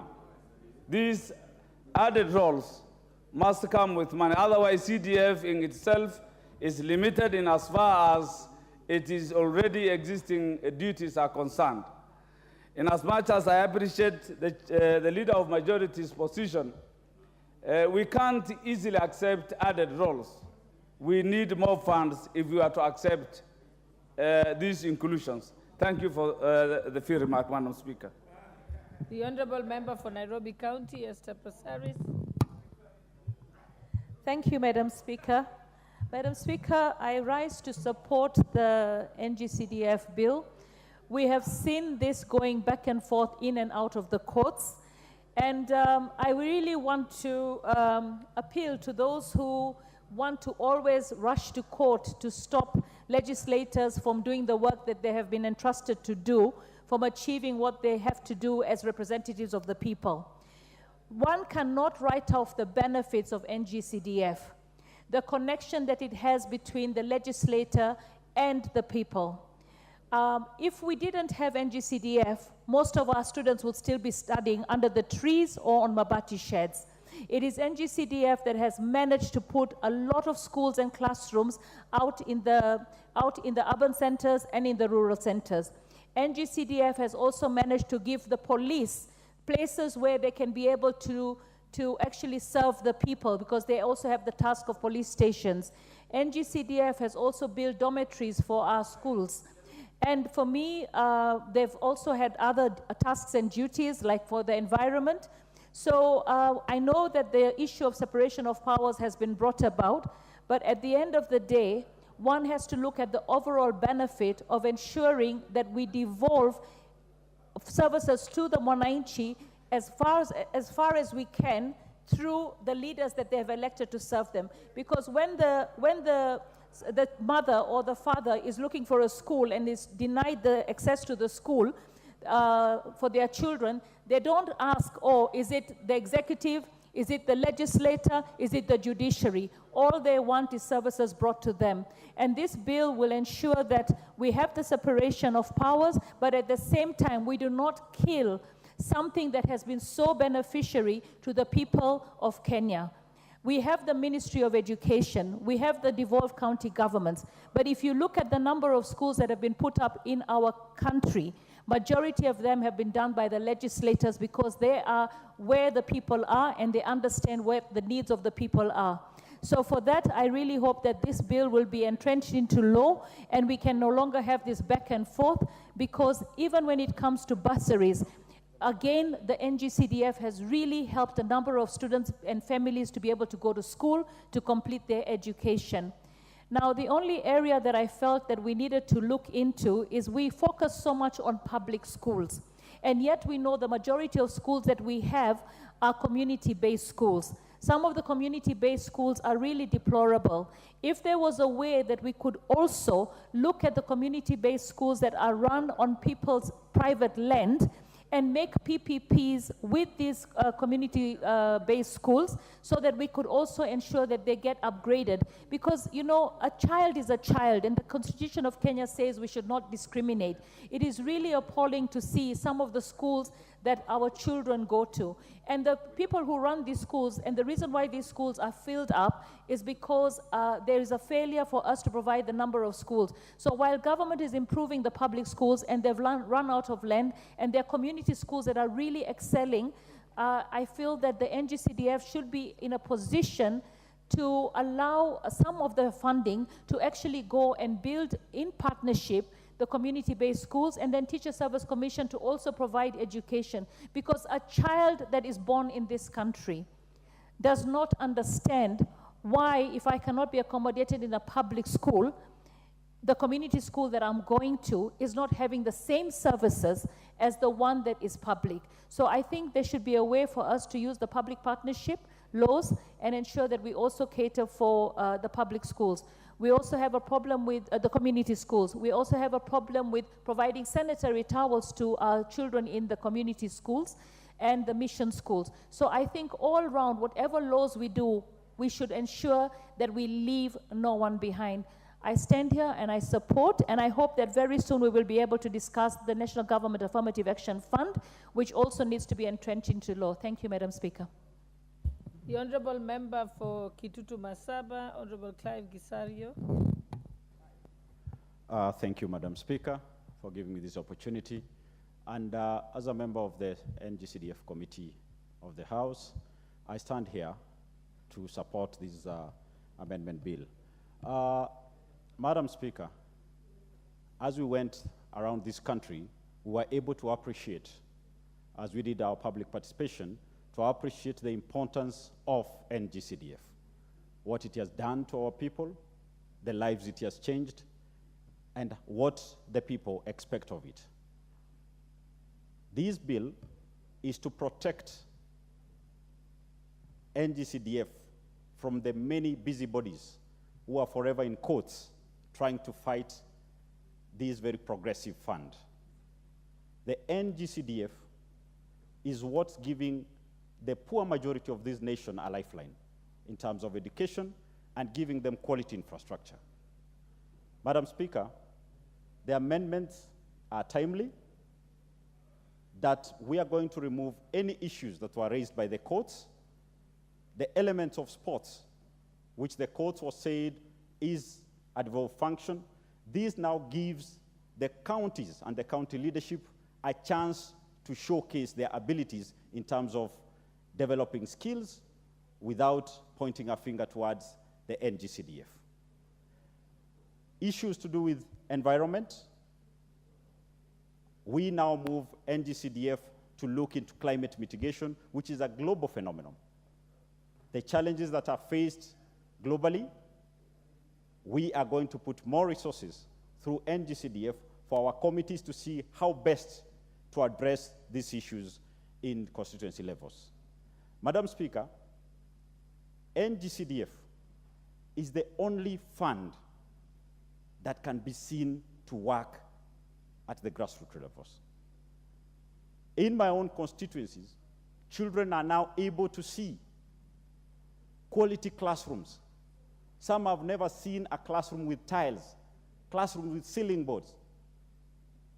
But now through NGCDF, this is achieved. Infrastructure does not only include classrooms.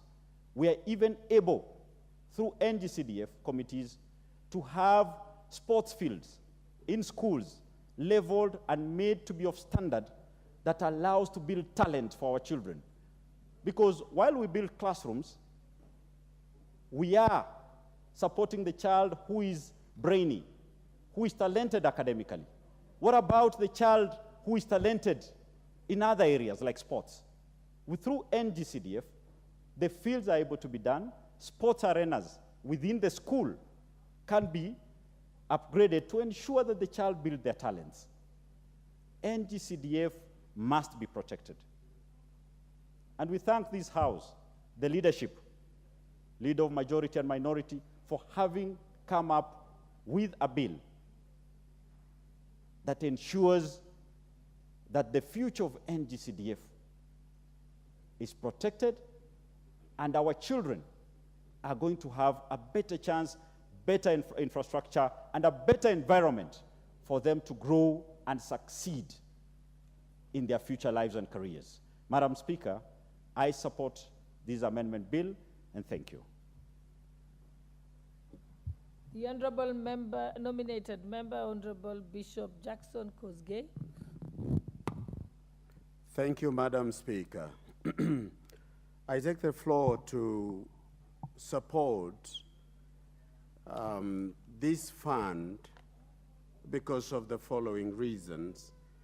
Number one, first, you cannot take a right away from the people which they have enjoyed, and it has had some demonstrable effect, positive effect in society, and therefore finding a way in which we can meet the demands raised by the courts in the subsequent rulings in the past would be very important. Number two, Madam Speaker, this fund, as it is indicated by the content, is that it minimizes, and it has been witnessed, that it has minimized bureaucratic discrimination in terms of social development, in that more people have been able to access the empowerment, economic empowerment intention by the state. It also adds, by adding the spread and the scope of ownership of the country by the citizen of this country. So I support, Madam Speaker, and this must be done so that we can be able to, as a country, answer to those who are skeptic about this particular fund. I support. Thank you. The Honorable Member for Ugunja, Minority Leader, Honorable James Wandai. Madam Speaker, let me also add my voice to this matter of the NG-CDF. As you will recall, Madam Speaker, this is an amendment bill that I have co-sponsored with the Leader of Majority. Therefore, it's a bill that enjoys bipartisan support across the political divides. And for the simple reason that NG-CDF is an extremely important fund. The importance of NG-CDF cannot be overemphasized. It cannot be gainsaid.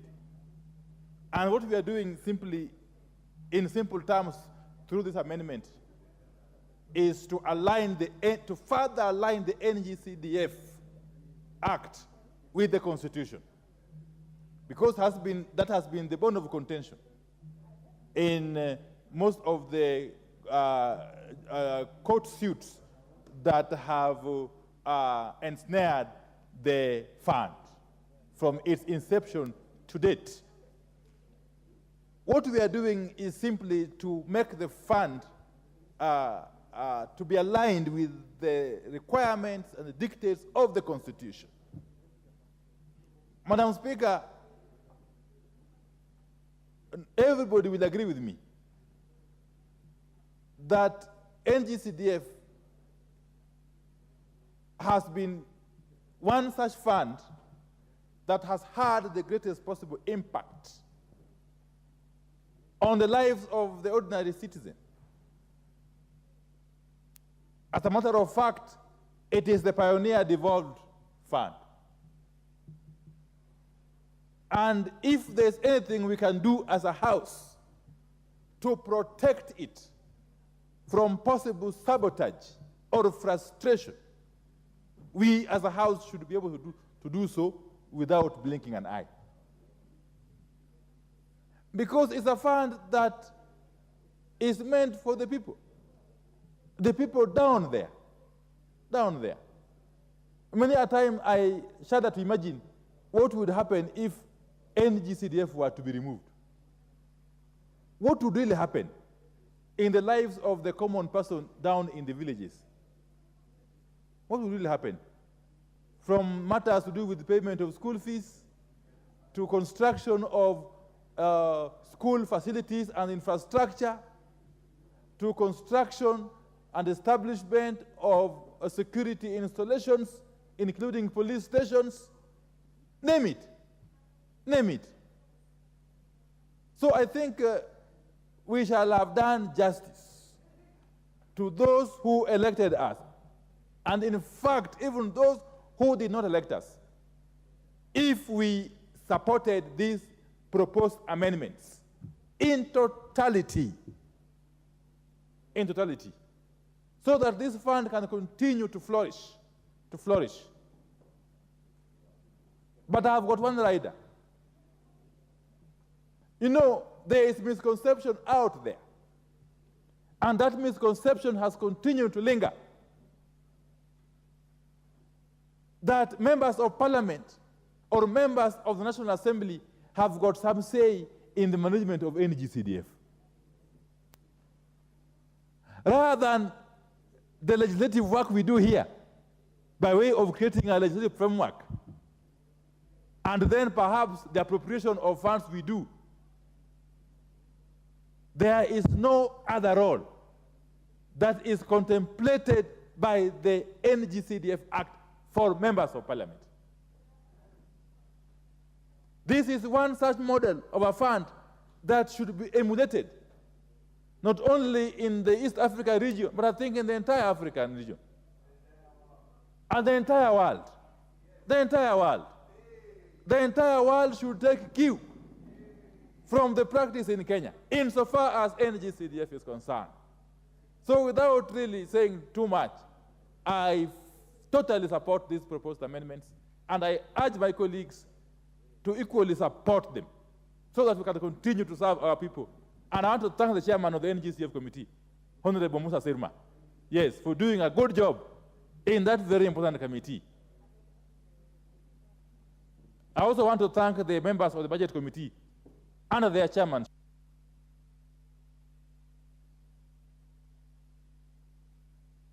You know, you could be accused of sabotaging the Honorable Dindi Nyoro, who I was going to mention shortly. You know, the chairman of the Budget Committee and his team have been very, very, very instrumental in ensuring that monies are appropriated towards NGCDF fund. And I want to thank all other members who have in one way or another supported the entrenchment of the NGCDF fund. But ultimately, we must also thank the NGCDF board under the able chairmanship of Honorable Olago Alwoch, yes, for coming forth whenever we need them to support this fund in the manner they have done in the past. So thank you very much. I support. Thank you. Can I have the mic? The Honorable Kimani of Molo. Thank you, Honorable Speaker. And I want to join my colleagues in congratulating the Committee on NGCDF, chaired by the able Honorable Sirma, for the good work they've done and the great input they've done on this bill, Honorable Speaker. Honorable Speaker, the difference between the life of any Kenyan lies not on the potential they have, but on the quality of the public schools in the country. That the possibility of their success in life, who they can become, is not based on just on their potential, but most importantly on the quality of public education. With the onset of a competence-based curriculum, CBC, in this country, we've seen an influx of parents taking their kids to private schools. We have seen a great increase in how much it costs to educate kids in private schools, which calls, Honorable Speaker, for greater attention to be done in facilitating the movement from what we had, the 844 system, to this competence-based curriculum, because it needs a lot of infrastructure development. And this is where, Honorable Speaker, this fund comes in. You know, the country was in a panic last year when the court suspended the implementation of NGCDF.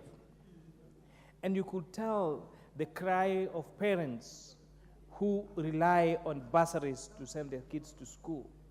You could see the cry of teachers who know when toilets are collapsing in their schools, or they need extra classrooms, or they need laboratories. The one avenue that they're sure if they go and submit a proposal they're going to get funded is NGCDF. So this bill comes at a very timely time to make sure that this is enshrined in our laws and never again challenged in our courts, Honorable Speaker. I'm happy that the bipartisan conversation that is going on at Bomas has also taken up enshrining NGCDF fund in our constitution. A discussion again approved by this House, and I think it's still an ongoing debate, saying that we need to amend the constitution to have NGCDF funds in the constitution to protect them, Honorable Speaker, means that we are also headed in the right direction, Honorable Speaker. I have been on record countless times, Mr. Speaker, saying I would not be the person I am today were it not for bursary funds. That I am a product of bursary through my secondary education, bursary through my university education, and that is what has greatly attributed to who I am today here, Honorable Speaker. We've talked about the new program that is being spearheaded by NGCDF and Ministry of ICT on ensuring we have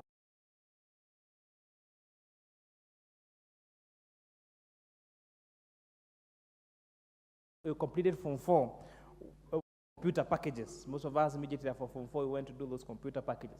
So you're finding probably a 16, 17-year-old interacting then with technology for the first time after they have cleared Form 4. But these particular people, when they get to the market, they're supposed to compete alongside individuals who study in private schools who have had access to computers or tablets or ICT technology from when they were probably 4 years or 5 years old. And therefore, Honorable Speaker, the competitiveness of these two candidates when they pursue further education or even when they join the market, you find this one in public school become disadvantaged. But the government program of doing these digital centers, and most importantly, what members, CDFC committees do by allocating money for building and equipping ICT labs in our schools, Honorable Speaker, is going to bridge that digital gap, digital technology gap that exists between these students when they leave those in public schools vis-a-vis those in private schools, Honorable Speaker. The Committee on Finance and National Planning oversights NGCDF in terms of allocating money to them. And we really like to congratulate them for the good work they're doing and the more.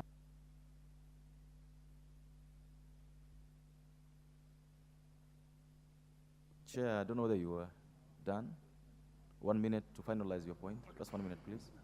Yes, thank you very much. The proposal that was done jointly by Committee on Education and Committee on Budget and approved by this House to have JSS, the infrastructure funds by Ministry of Education through JSS to come as a counter-funding to HCDF, again is a big win towards education equality, Honorable Speaker, in this country. And I really urge honorable members to read through that circular and communicate effectively with your respective committees so that you don't miss out on this counter-funding being done by the Ministry of Education, Honorable Speaker. And we've actually, I think this is one of the commitments that His Excellency the President made, that Ministry of Education has no business building classrooms.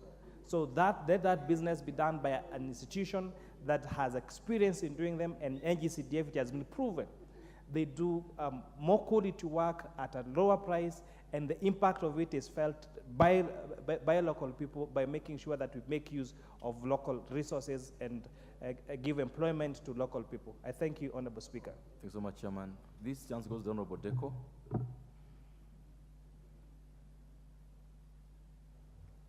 Thank you, Mr. Speaker. I rise to add my voice to this important debate on the NGCDF.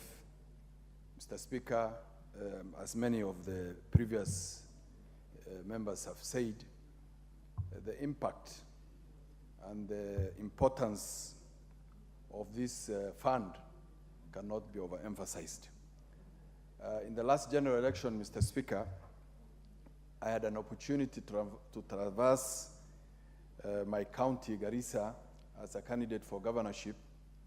And any of the villages I went for during the campaigns, all the public facilities or infrastructures standing up is a courtesy of the CDF. Any other project or put up by the county government has stalled. Even the projects of devolved funds that were done before the new change in the constitution, that is incoming of county governments, that is dispensaries and health centers, water points are all abandoned. They are not working. They have become, some of them have become homes to donkeys and other domestic animals.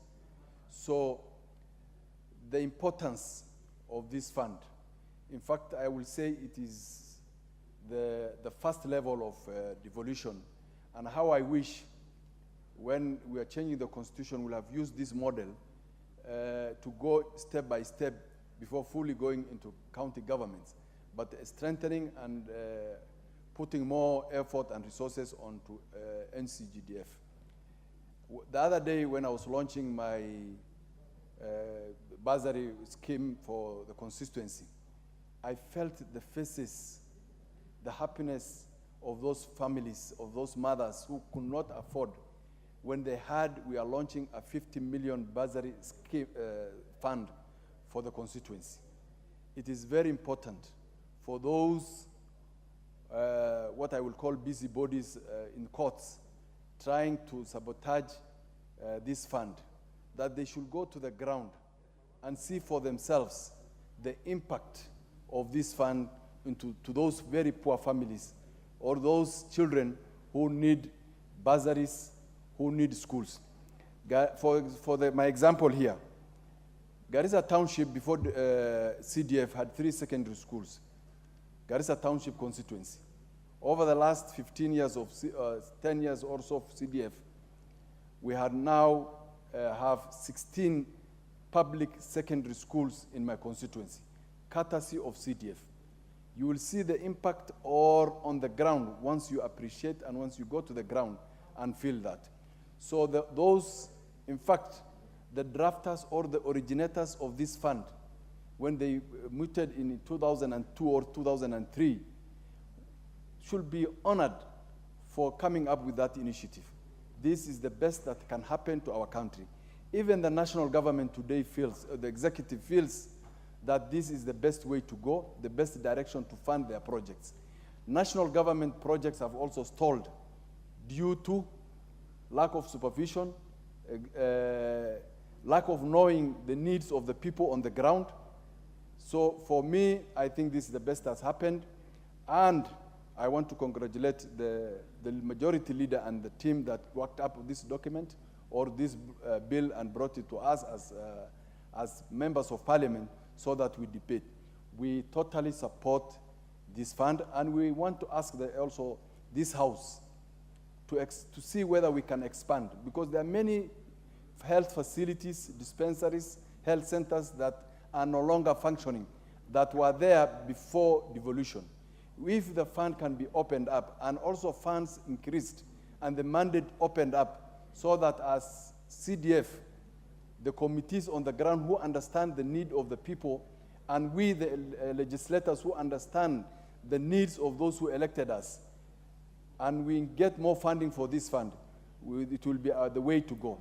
For those few remarks, I want to say thank you very much for giving this opportunity, and I support the bill. Thank you. Thank you. The Honorable Sonkuli, if he's in the house.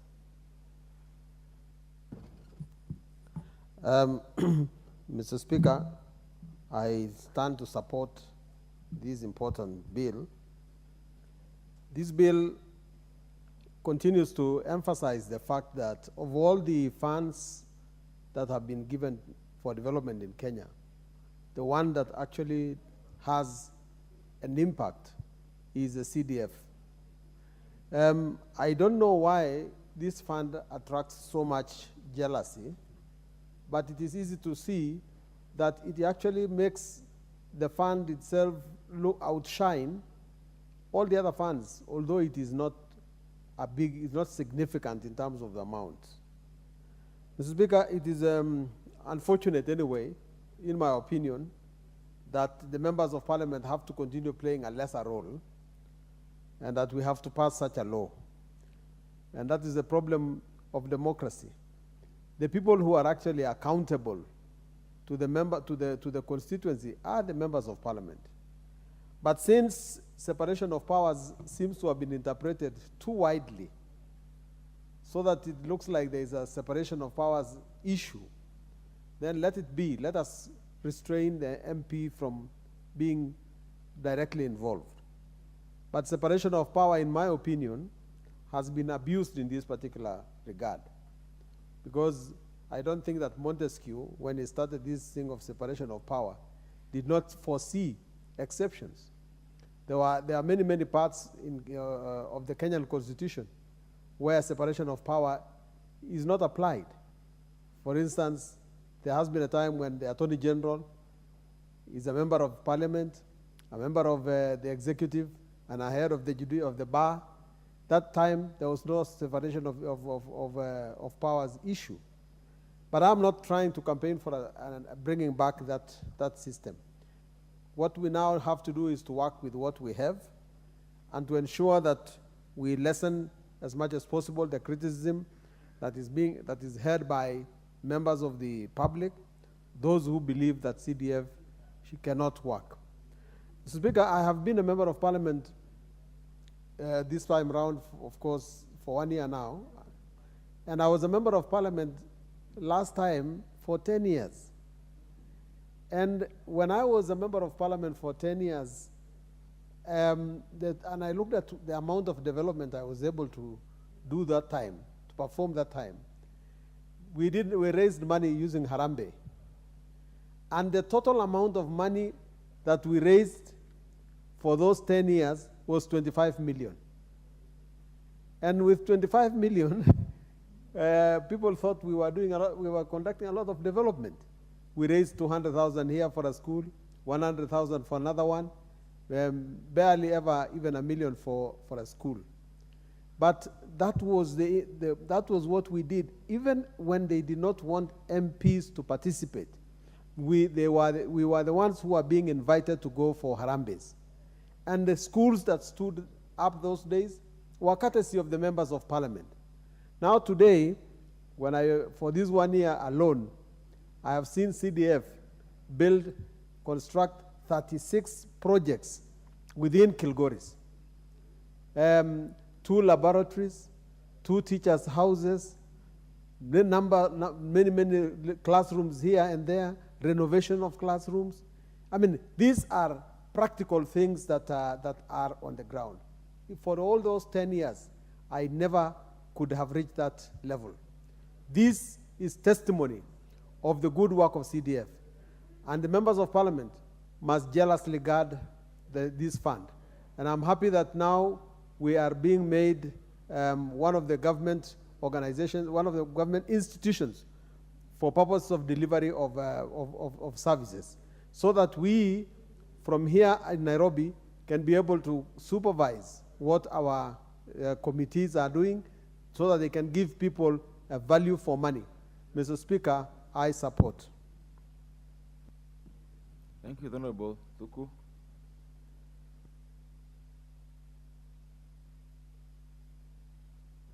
Thank you very much, Mr. Speaker, for this opportunity to speak to this bill. And from the onset, I want to congratulate or thank the 2 leaders of the House, both the leader of majority and minority for coming together in the spirit of national dialogue and bipartisan spirit to come up with such a bill, because they have co-sponsored.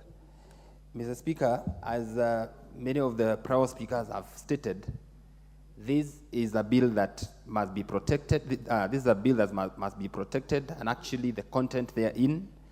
And this is a fund that we must fight for to the last man who will be left standing, because it has transformed lives. Many of our stories are sad stories, and the only difference that was brought into our lives is the establishment of this fund by one Muriuki Karoe, who happens to be my county mate. And Mr. Speaker, every time I see people running to court to fight NGCDF, my heart bleeds. I am one person who ran a full scholarship program for vulnerable children who never have gone to school, were it not for the provision of this fund. And Mr. Speaker, the attempts that we are making as a House to correct the anomalies that could have been there, to the extent that we were perceived to be either being the people who are implementing or running this fund and oversighting at the same time, as much as that be the case, Mr. Speaker, I want to bring to the attention of this House that only 1% of the funds that are allocated to the constituencies is under contention. The 1% that is allocated to Constituency Oversight Committee. The rest of the fund has no contention. And therefore, for anybody who runs to court to go and challenge this fund in terms of its administration, is fighting a battle just to make us go back to the dark days where our children would not access education. Mr. Speaker, there's some interesting development, and I hope we as a House, and I wish to bring about an amendment on the issue of, if you go to funding of the projects, there's a narration there, number 4. Notwithstanding the provision of subsection 3, the Constituency Committee may identify a religious body or organization as an appropriate specialized agency for purposes of Section 8 with regard to emergency support. And I think this is shooting ourselves on the foot, because really, which organizations are we going to fund?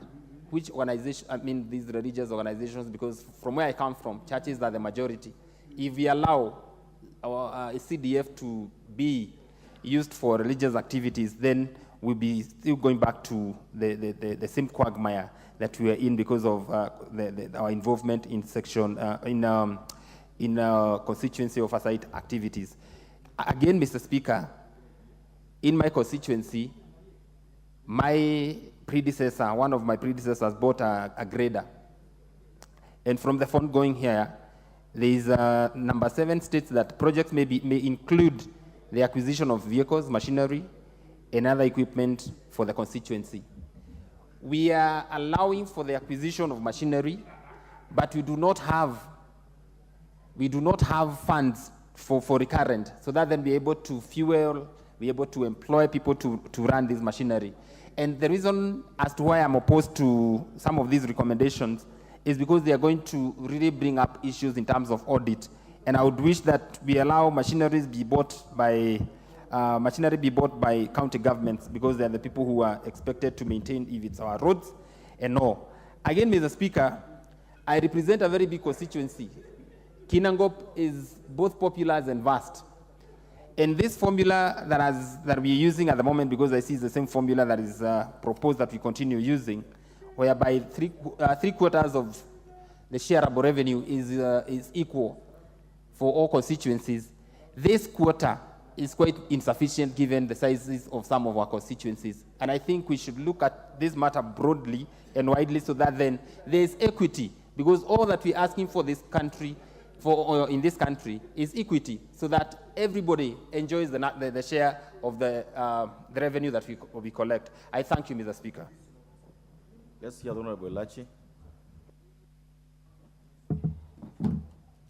Thank you, Mr. Speaker. Mr. Speaker, I also rise as a member of the committee to appreciate the chair, the majority leader, and the minority leader for giving us the opportunity to go around the country and ensuring that we look at what Kenyans are saying, Mr. Speaker. One of the things that Kenyans will appreciate wherever we go, that they are able to know that CDF, NGCDF, is one fund that even within the village, Kenyans will talk about.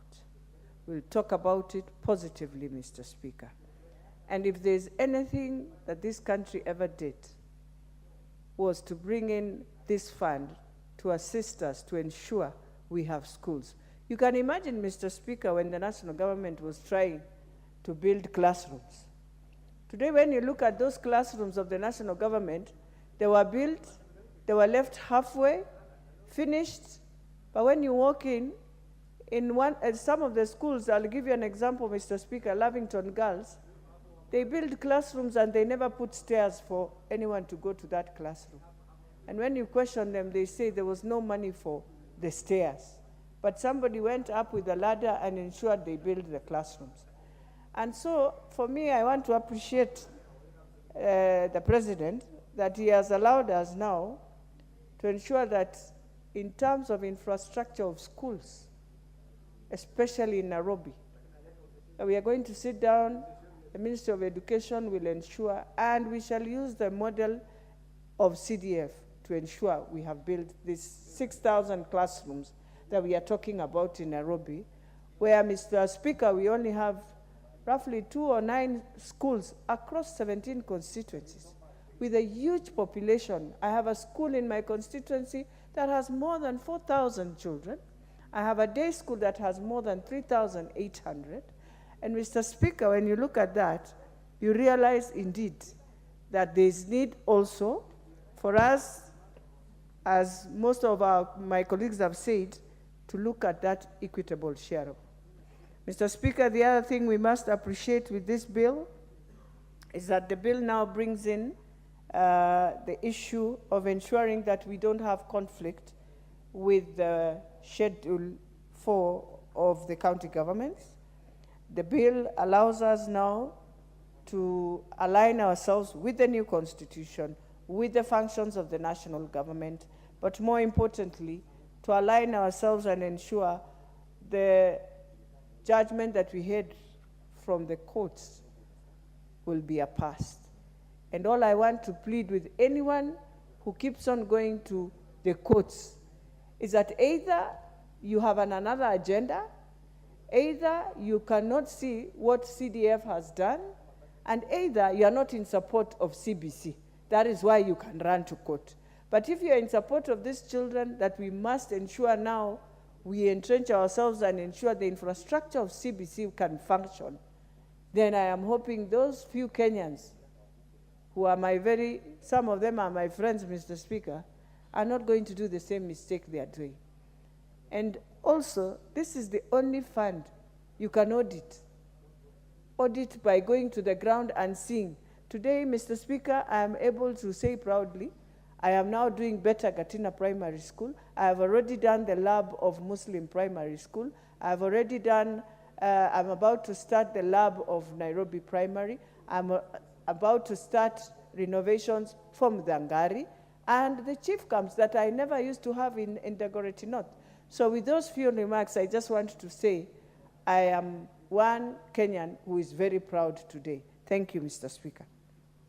The Honorable Thuku says that that much as you have 5 secondary schools, he has 40 secondary schools and 85 primary schools. So you can imagine what he has to go through. The member for Buri. I thank you, Mr. Speaker, for this opportunity to join my colleagues in support of the proposed amendment by both the leader of majority and the leader of minority. Mr. Speaker, the story of CDF cannot be repeated because it has spoken by itself. Mr. Speaker, one of the things that has come out very clearly is that the bill now aligns the national government CDF project with the Schedule 4 of the Constitution. This was lacking in the previous bill. Mr. Speaker, this bill proposes a clear separation of powers between the national government and the county government, which was not clearly stipulated before. Mr. Speaker, the activities of the civil society who have not been very friendly to the CDF have now seen that they have no space in trying to maneuver the operations of CDF through the court system. Mr. Speaker, the operations of national government CDF is now being clearly stipulated in the new proposed amendment in the bill, particularly on the selection of committees. Mr. Speaker, I have seen that the new bill proposes expansion of duties of national government CDF, specifically on the matters of ICT, the matters of climate change, the matters of CBC infrastructure. Mr. Speaker, I want to thank the committee because now it has opened the limitation on the blanket of the bursaries to include primary schools. Mr. Speaker, we have so many children out there whose parents are not able to push their children through the primary school to the secondary school, where previously the CDF would take in.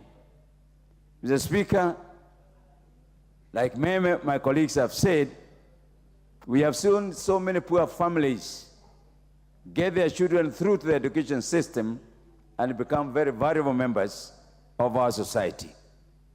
Mr. Speaker, this bill brings in the element of employment through CDF. You know, Mr. Speaker, CDF funds TVET students, polytechnics, both long-term and short-term courses. In my constituency, Bore, Mr. Speaker, through CDF, we have been able to establish what I call a main factory of producing football. Mr. Speaker, we have bought brick-making machines, and, Mr. Speaker, we are now expanding the base for our youth employment. Mr. Speaker,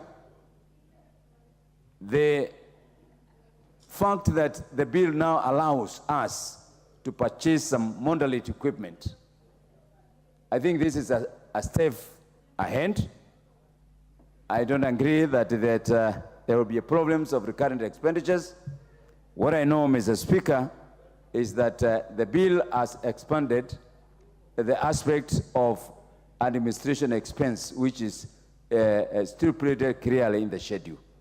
So, Mr. Speaker, allowing us to purchase some equipment, particularly the machinery, I think is a good step. And I think through CDF, we will be able to create employment, we will be able to create creativity, we will be able to create proper management of our resources. I thank you, Mr. Speaker, and I congratulate the majority leader and the minority leader for this initiative. I thank you. Thank you. Member for Sotik.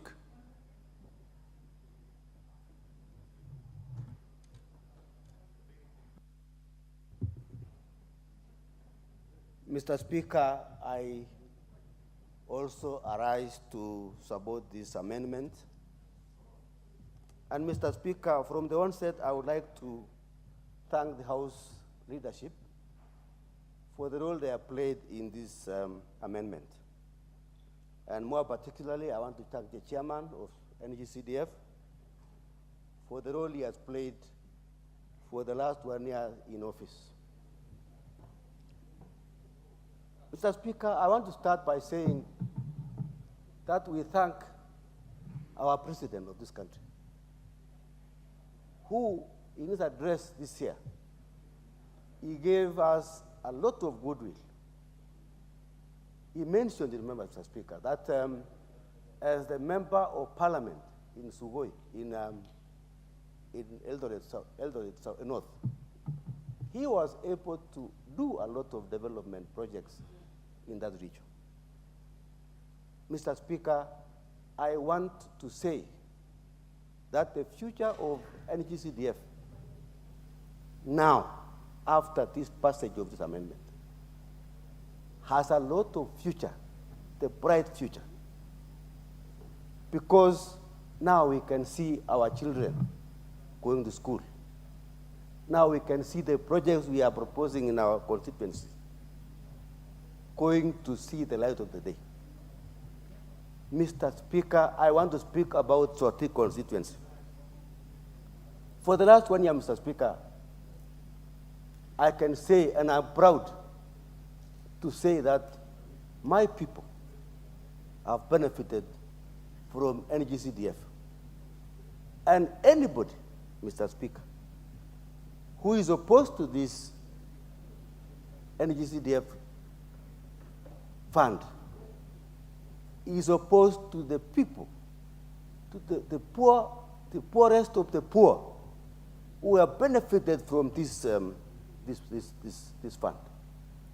Mr. Speaker, I want to say the few projects I have managed to do in my place. Mr. Speaker, the committee of Sotik constituency have been able to sponsor several students to acquire skills in TVET institutions, and mainly from the poor families. Mr. Speaker, as we speak, I have about 52 students whom I sponsored to go to NITA in Kisumu, and they are now under attachment. And one of the things which I have seen, Mr. Speaker, is that those students who are in Kisumu and are on attachment are already being offered jobs in whatever they have done. I want to single out those who have gone for TVET training and specifically those who have gone for the training on tiling. Mr. Speaker, those students are now getting employment even before they finish. Mr. Speaker, we have supported orphans, total orphans in Sotik. And those children could not have seen the light of the day in my area. And I'm very grateful. And God knows that we have assisted those poor people who are not going to see anything. Mr. Speaker, I want to mention also that we are now embarking, and as a committee and my constituency, we are now embarking on day schools. Day schools, Mr. Speaker, are going to be the future of this country. Because why?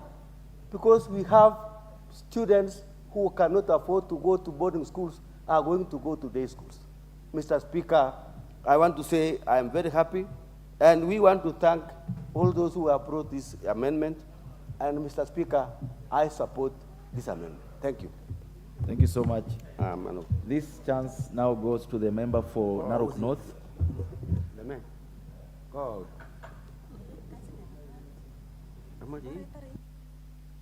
Is the member for Igembe North in the house? Igembe North. I asked for Igembe North if he's in the house. Go ahead, Oman. Thank you, Mr. Speaker, for giving me this opportunity to add my voice to this bill.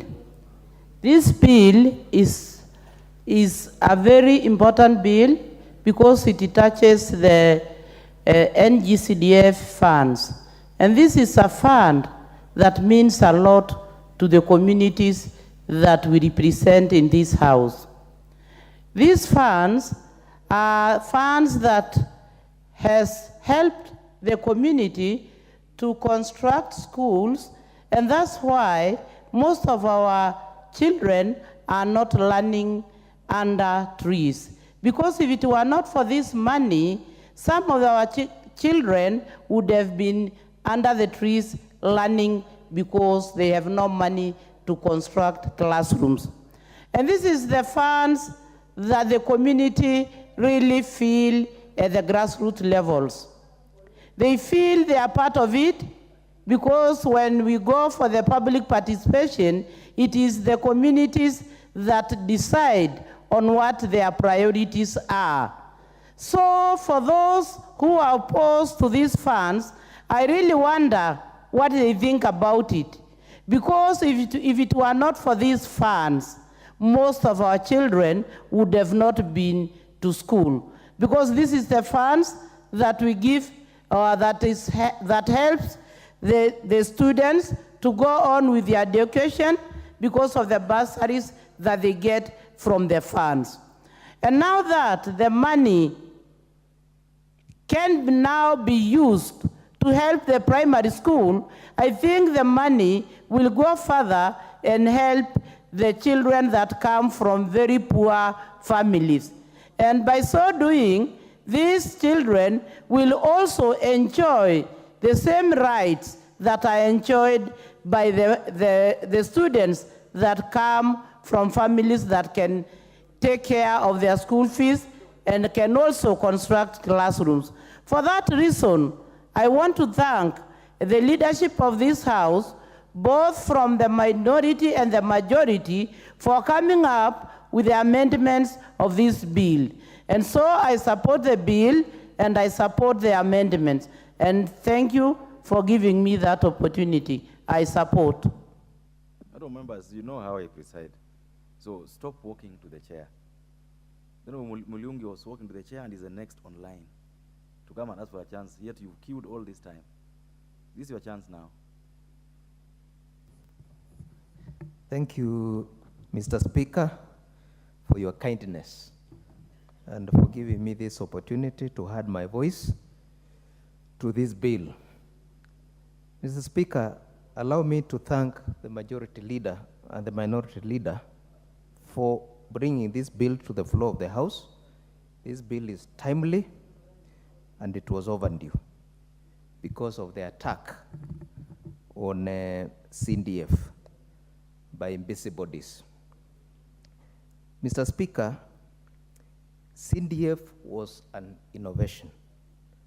It was exemplary, and if you fly around the country, the only development projects you see deep inside the villages are icons of NG-CDF. And therefore, Mr. Speaker, I stand to support these amendments because these amendments are going to cushion attack on NG-CDF by the busybodies who have been taking CDF to court. This will never happen again, and I want to send a warning to them that they can go back to their drawing board and find out what they can do next, but not on CDF. Mr. Speaker, I agree with the amendments that separates projects to be done by CDF under the national government and those done by the county government. Further, Mr. Speaker, I support the amendment that the term of committee members for CDF be changed from 2 to 3 so that they are aligned to the term of Parliament. Because when there were 2 years, then the 2 terms will expire shortly before the elections. Now it will be much easier because it will be in between. Further, Mr. Speaker, I support the amendment that the CS has no role in appointing members of the board of CDF. Members of the board will be competitively advertised and appointed by the Public Service Commission and brought to the House for approval. So the CS, it will never be political as it has been in the past. Mr. Speaker, I agree with the proposal that the allocation for the NG-CDF for each constituency shall never be below the previous year. It will always continue growing year in and year out. And if the government does not have money, it will remain static. It can never go below. And therefore, this cushions us as parliamentarians in planning our constituencies for future development. Mr. Speaker, if I go specific to my constituency, I have a total of 365 schools, primary and secondary. And in all those schools in the constituency, you'll find a project funded by CDF.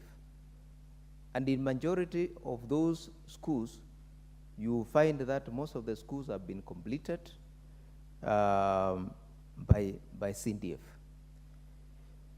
Mr. Speaker, moving forward, you realize that most of these members of parliament will have built all the schools with the time and completed them. And moving forward, what they will be doing is expanding the schools. And Mr. Speaker, in the new proposal that is coming with the committee, by the committee of NG-CDF, I'll be moving a proposal to increase bursary from 35% to 50% at least, so that when we are done with development, you can now deal with bursaries, because you will have done with constructing classrooms. Therefore, Mr. Speaker, I support. Thank you very much. Thank you. Member for Sirisia.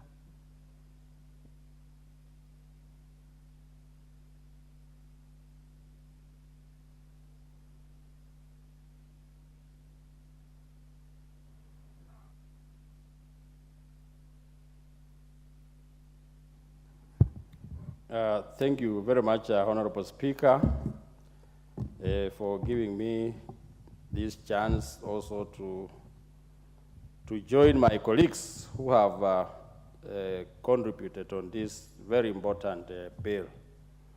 NG-CDF. Honorable Speaker, first I want to thank the two leaderships of the House, the majority leader, Honorable Ichungwa and Opio and I, for coming out boldly for bringing this bill.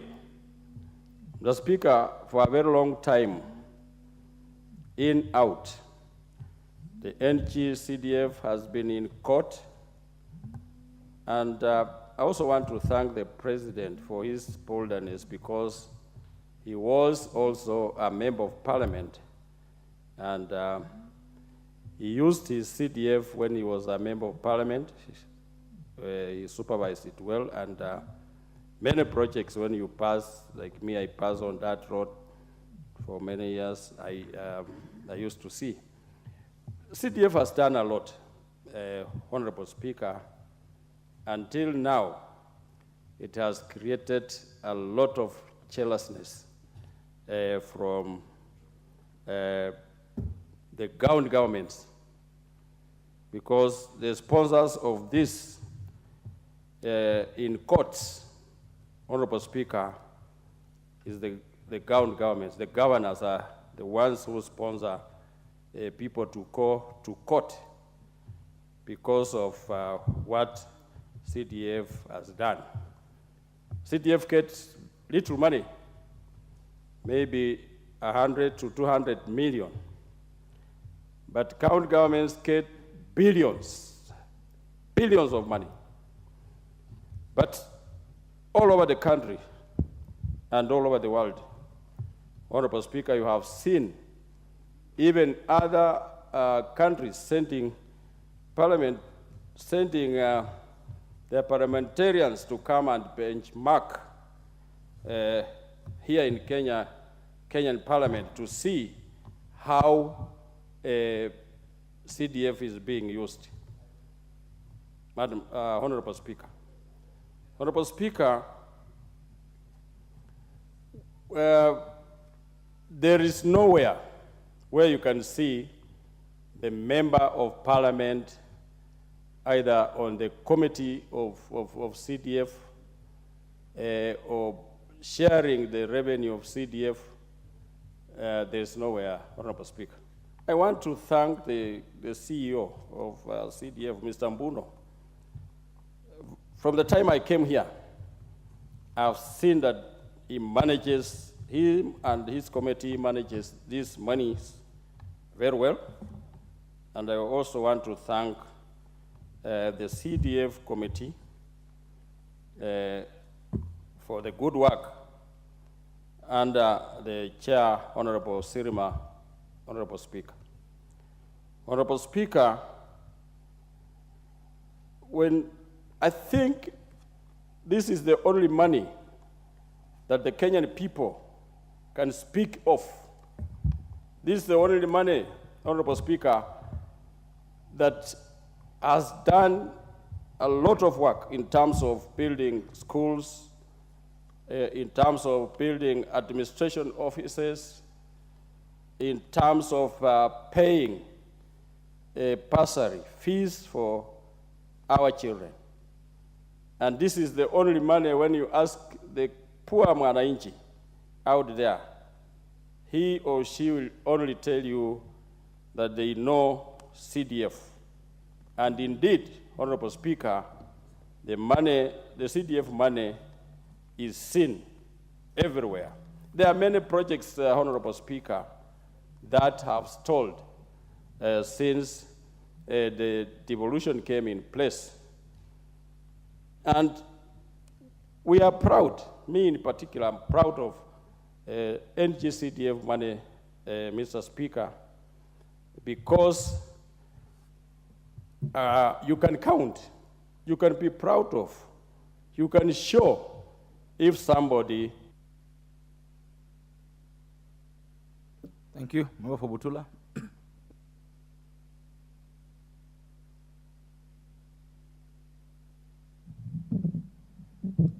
Thank you. Don't overlook, in future you should contribute at least looking up a bit. so that you can see the light. Thank you, Honorable Speaker, for giving me this opportunity to add my voice to this very important bill.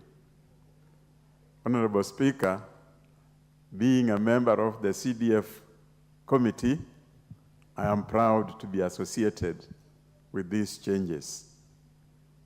Honorable Speaker, you will note that the CDF has had a lot of threats from other sources because of the Act.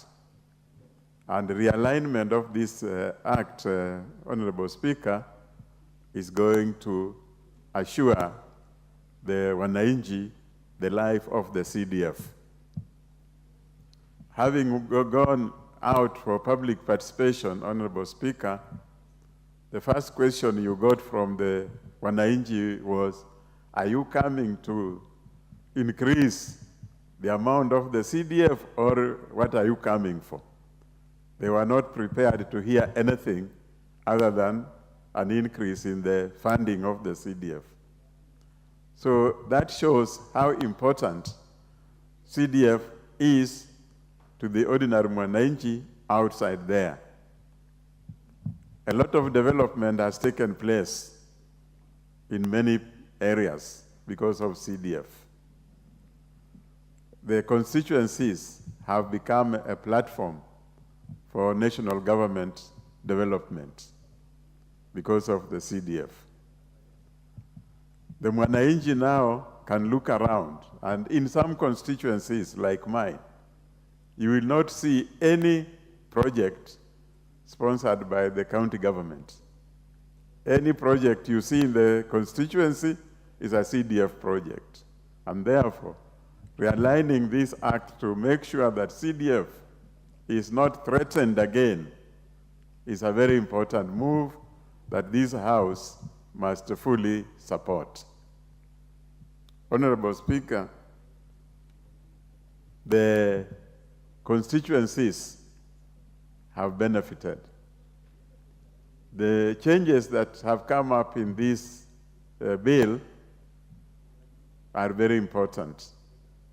If you look at the appointment of the board, if you look at the position of the member of parliament in the oversight committee, which was creating a threat to the CDF, all those have been removed for the purpose of ensuring that the CDF is not threatened again.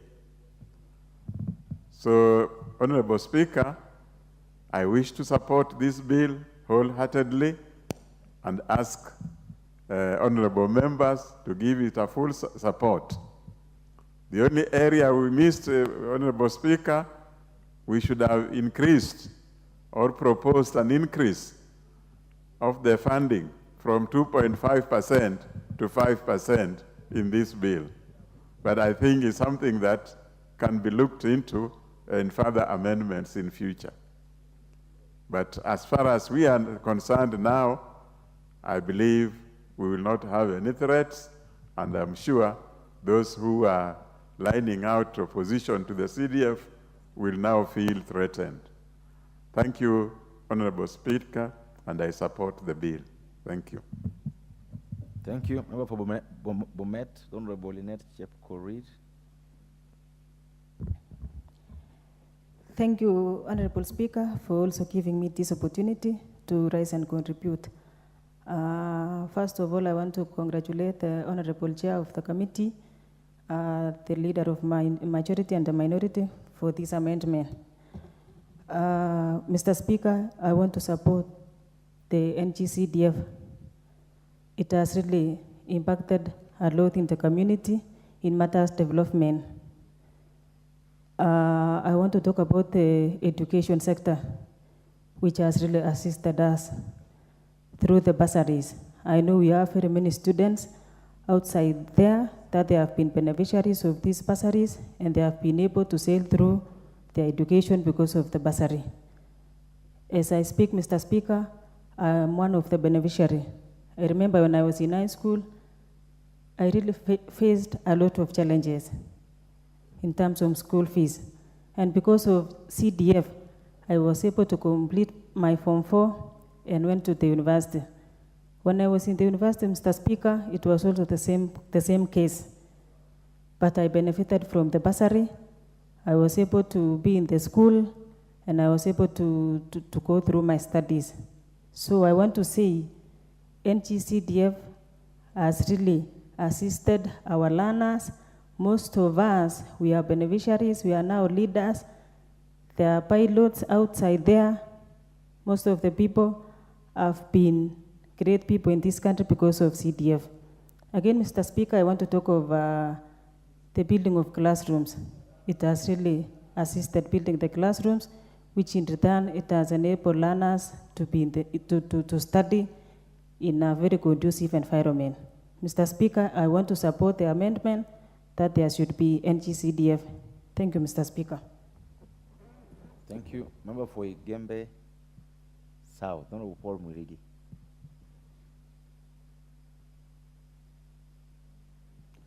Thank you very much, Speaker. Speaker, I rise to support the amendment bill of NGCDF. Mr. Speaker, NGCDF has done a lot within our constituencies, Mr. Speaker. And also the project which we have undertaken within our constituencies are projects, Mr. Speaker, which are live, which people can see, Mr. Speaker, and which has also meant many to NGCDF until some took us to court. So the action which our majority leader and deputy majority leader, Mr. Speaker, have taken to entrench this NGCDF in law is something which will make this fund to go far, Mr. Speaker. Mr. Speaker, for example, in my constituency, Gembe South, this fund has enabled me to be elected the second time, Mr. Speaker, because of the allocation of the bursaries, Mr. Speaker, which we give the less fortunate families, Mr. Speaker. Honorable Speaker, this NGCDF has helped many vulnerable students or pupils, Mr. Speaker, to acquire education, Mr. Speaker. And this has helped our community, Mr. Speaker, to raise to a level where if this fund was not there, Mr. Speaker, they wouldn't manage to be where they are currently, Mr. Speaker. For example, Mr. Speaker, in my constituency, most of the schools, or many schools, Mr. Speaker, within my constituency, the learners who are taking their education, Mr. Speaker, under 3. But through this NGCDF, Mr. Speaker, we have built many classrooms within this constituency. We have enhanced security, Mr. Speaker, through building of security facilities, Mr. Speaker, where also we have managed to bring security near the people of Igembe South constituency, Mr. Speaker. So, Mr. Speaker, this NGCDF being enacted to law, Mr. Speaker, it will also create a defense where who are anything or who are not happy when this fund is being utilized by the members of this house, Mr. Speaker, to work for the people, they will not get in a room, Mr. Speaker, to take us to court again, Mr. Speaker. So, Mr. Speaker, this fund is good. And I see a situation where this fund will also be increased because, like in our constituencies, some of the constituencies have many primary school, many secondary schools, Mr. Speaker, and even many administration offices within our constituencies, Mr. Speaker, whereby this fund, if it will be increased, it will do a lot for our people, Mr. Speaker. Mr. Speaker, today, being the member of this constituency, Gembe South Speaker, if or were it not for the NGCDF, the people of Gembe South constituency, I wouldn't manage to be elected the second time, Mr. Speaker. So this fund is working. This fund, Mr. Speaker, is doing marvelous within our constituency. And I would like to end, Mr. Speaker, by wishing my students who are going to do their KCSE, KCPE, at GSS exam, all the best in the exam. Thank you very much, Mr. Speaker. Thank you, the Honorable Member for Suba South.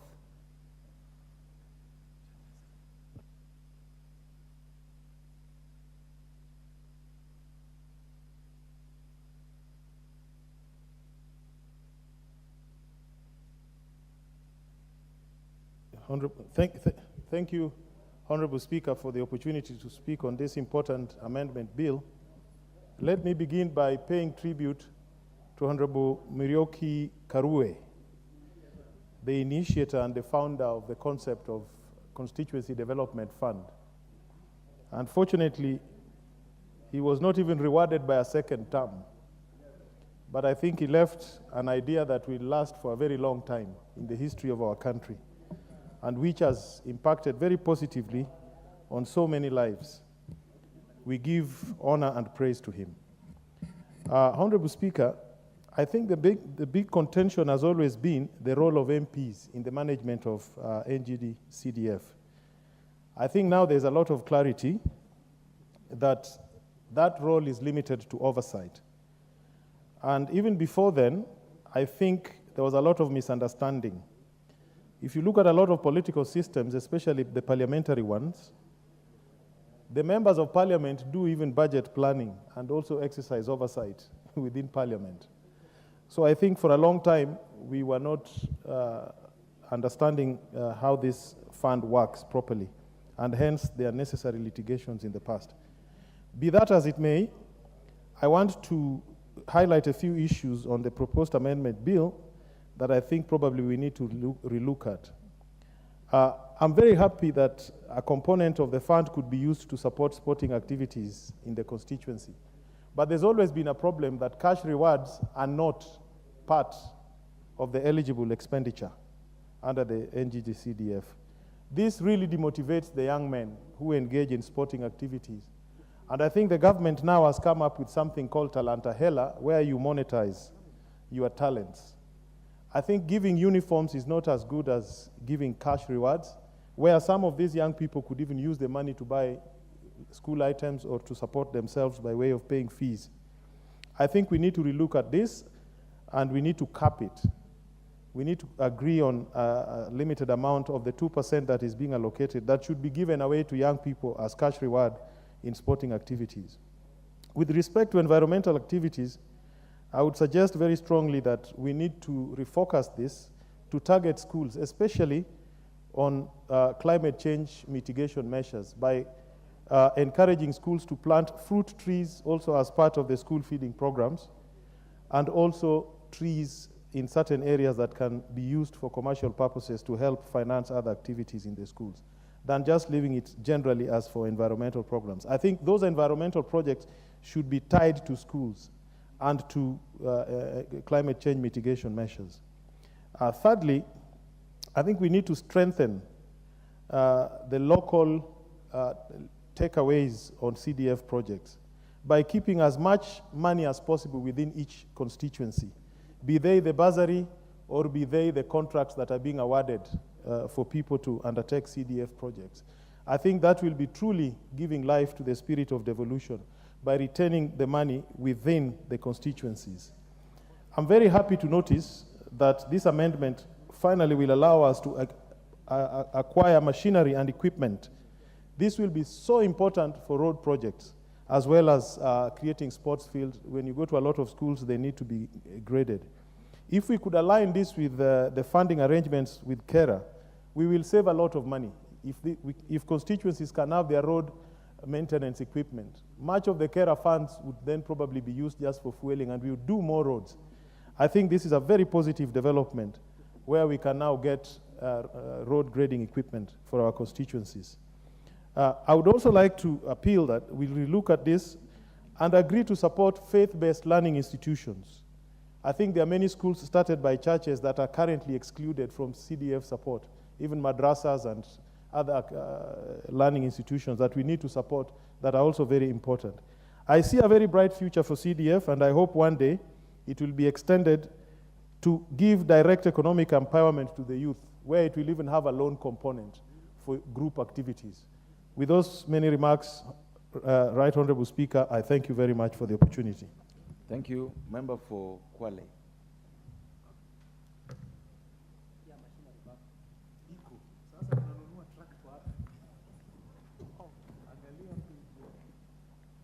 Basi niseme asante sana Mheshimiwa Spika kwa kunipatia nafasi hii.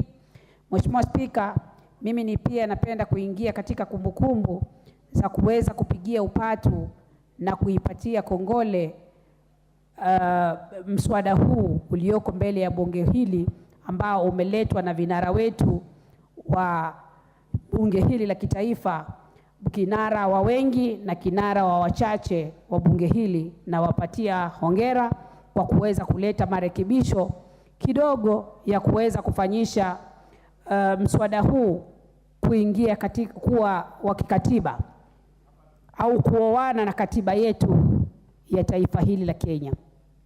Mheshimiwa Spika, pesa ya NG-CDF, mimi kama mama county Kwale ninaifurahia na naipenda.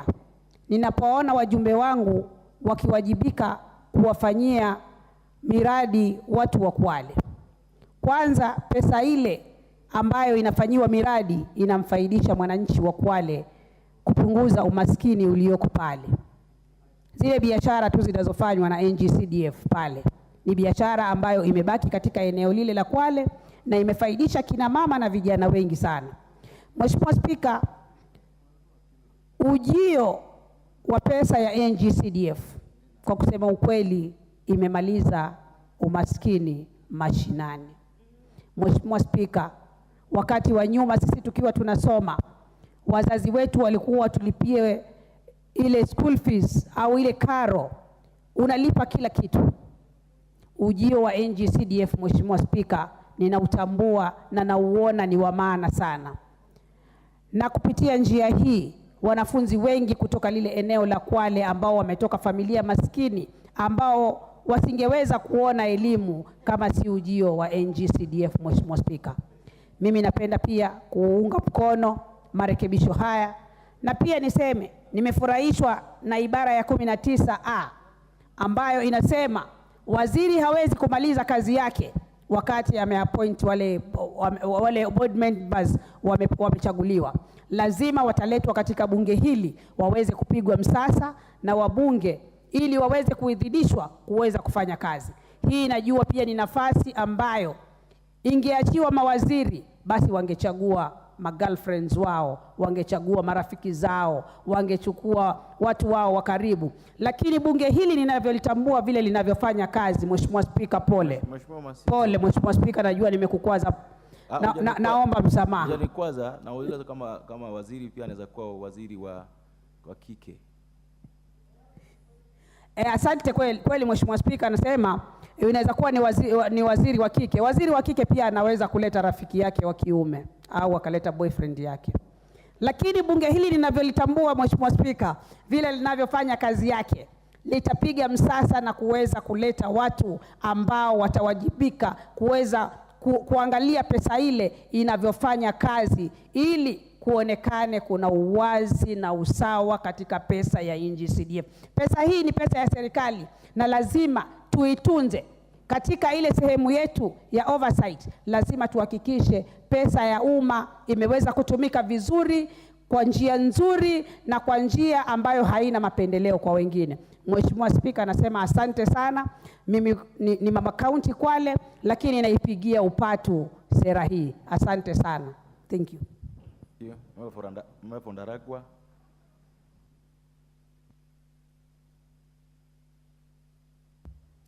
Thank you, Mr. Speaker, for giving me this chance to support the amendment to this NGCDF. Mr. Speaker, this fund has been proven to be the only fund that has effectively reached the common man down there. The community has really benefited from this fund, and I'm wondering why someone would be opposing it.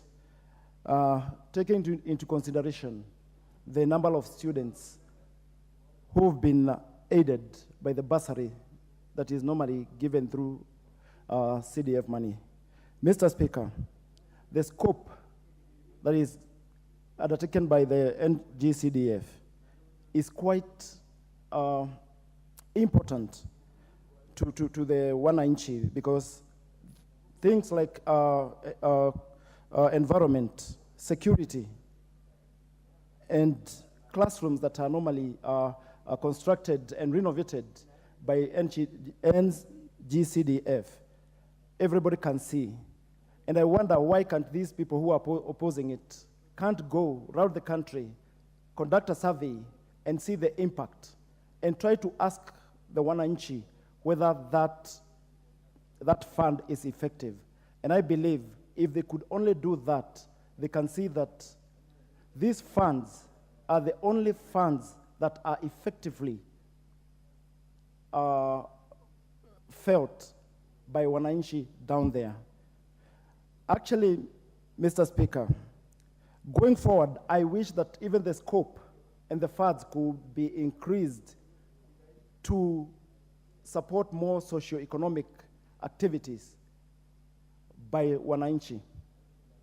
I believe that if it is done, the classrooms that were deplorable in our constituencies could be made aesthetically conducive for the learning atmosphere in these schools of ours.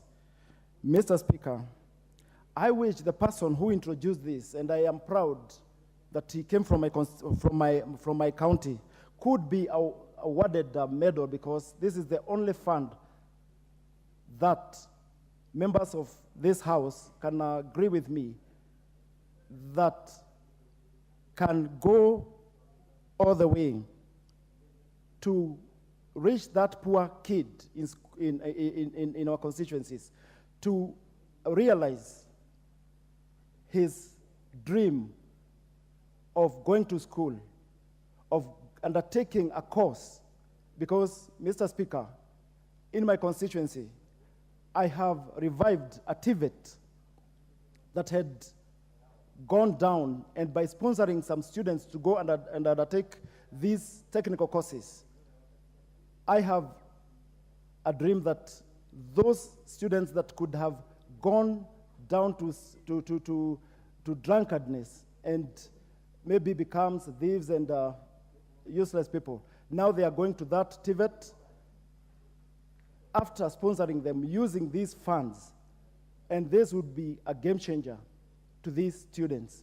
Mr. Speaker, I wish that this can continue, and like I said, I wish it can be even added more funds. Mr. Speaker, I support and wish that those who are opposing it, the busybodies, could undertake a survey and see the impact it has to the people of this country. Thank you, Mr. Speaker.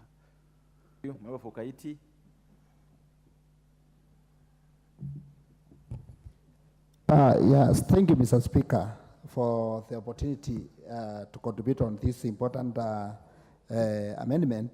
Mr. Speaker, I want to thank the committee for the good job they have done to come up with such amendment, Mr. Speaker. Mr. Speaker, when I talk of NGCDF funds, I know, Mr. Speaker, the NGCDF is how it's benefiting the people, Mr. Speaker. When I go back to my constituency, Mr. Speaker, when I joined Parliament 2017, I know how I've transformed the constituency through these NGCDF funds, Mr. Speaker. And the work we are doing with this money, it's helping the community. Mr. Speaker, when you talk of these JSS classes, Mr. Speaker, our students, our pupils are suffering, Mr. Speaker, and there's a lot of commotion in our schools. And this is the time we rush and help our people because we are operating on a hardship, Mr. Speaker. When you see the economy, where the economy is, Mr. Speaker, it's only CDF which will rescue our people, Mr. Speaker. Mr. Speaker, I want to say that I want to talk to those who are against, Mr. Speaker, these amendments and tell them that it's a plus to us as members of Parliament. We are looking on how we can improve the living standards of our people. And one way we can improve our living standard of our people is through education. Education, Mr. Speaker, is key. And I know how people are suffering down there in the villages, Mr. Speaker. And when we take initiative, Mr. Speaker, and support these people through infrastructure, Mr. Speaker, it will change someone's life, Mr. Speaker. If I can get an example, Mr. Speaker, I toured to my constituency last week, and I went through my schools, and I have over 182 schools in my constituency, Mr. Speaker. And Mr. Speaker, every school is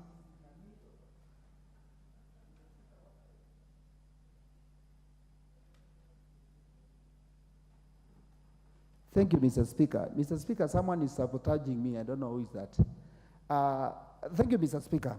I want to say that out of 182 schools, Mr. Speaker, if I went around to those schools and you get every school is in need of a class, a renovation, and they are looking at the member of parliament. And this money, CDF, NGCDF, Mr. Speaker, is helping our people, Mr. Speaker. So, Mr. Speaker, I want to support the amendment and say that we even need more money in the CDF because the only project you go down to the constituency, when you go around, you just hear this is made by NGCDF. This school was built through CDF. And it's only the projects you can show in our counties and in our constituencies, Mr. Speaker. So, Mr. Speaker, when you go to other areas, like you go to other constituencies, you get that people are traveling to a far distance to look for education. And we are here now, Mr. Speaker, as I can urge my colleagues, we support these projects. We need even to do more classrooms. We need to build new schools. We need also to come up with new projects in our communities to help our people because education is only the tool which can change a community, which can change a family, which can change an individual, Mr. Speaker. And Mr. Speaker, I'm saying this because I know how education can do. We are giving scholarships in our constituency, Mr. Speaker. I remember, Mr. Speaker, in my constituency, I took some students who had no parents, total orphan, Mr. Speaker. I supported them last parliament. And as we are speaking now, they are working with one of the top organizations in this country, Mr. Speaker. They are giving back to the society. When I went to the village over the weekend, I met them, Mr. Speaker, and they had a rambi to help a primary school where they came from, Mr. Speaker. And that is a plus. That's something we can walk happy about it, Mr. Speaker, because it's a plus to our constituency. So, Mr. Speaker, I stand to thank the committee and I support. Thank you. Member for Loima.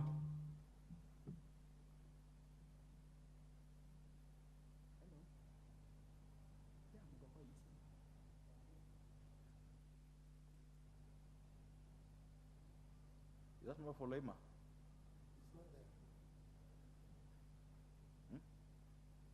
It's not there. The next in line is the member for Central Imenti. Thank you, Mr. Speaker, sir.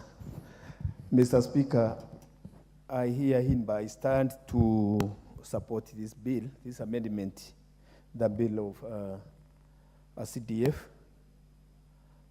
Only to say that this bill is timely and it has been brought at the right time because, Mr. Speaker, sir, CDF has been fought in different fronts by people who are really so much anti-development in the rural areas.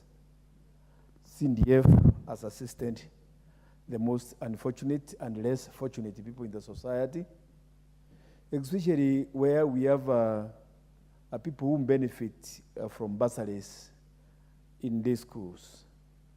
Once upon a time, there was a time when there used to exist only boarding schools.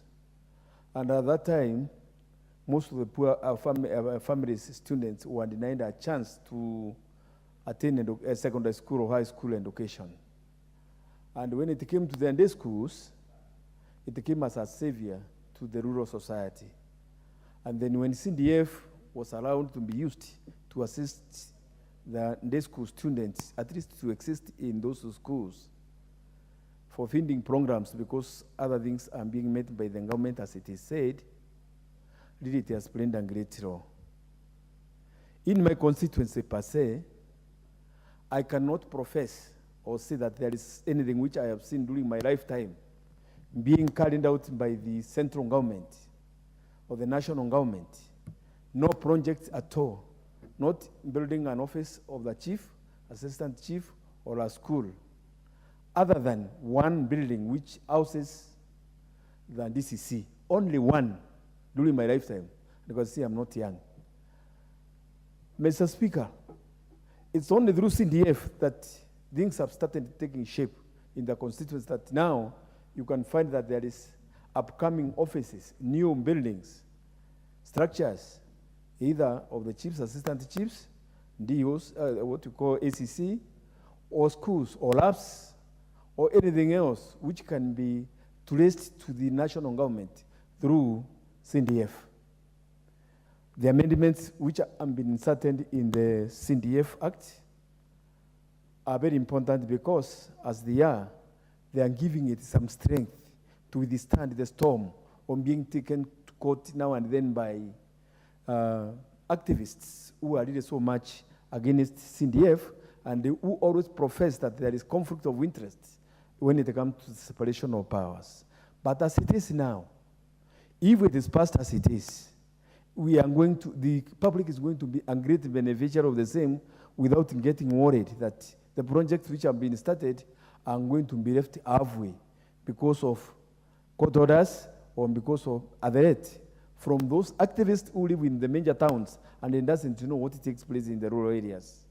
Mr. Speaker, sir, this act needs to be supported by any mindful Kenyan who think of our people who live in the rural areas and the less fortunate one, because they have no other access of any national resource other than through CDF.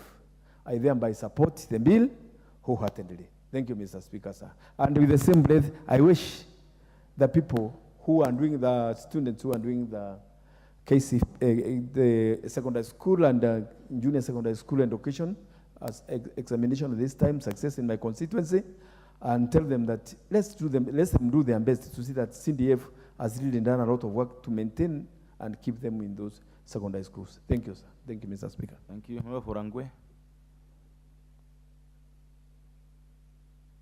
Thank you. Thank you so much, Honorable Speaker and the son of Siaya.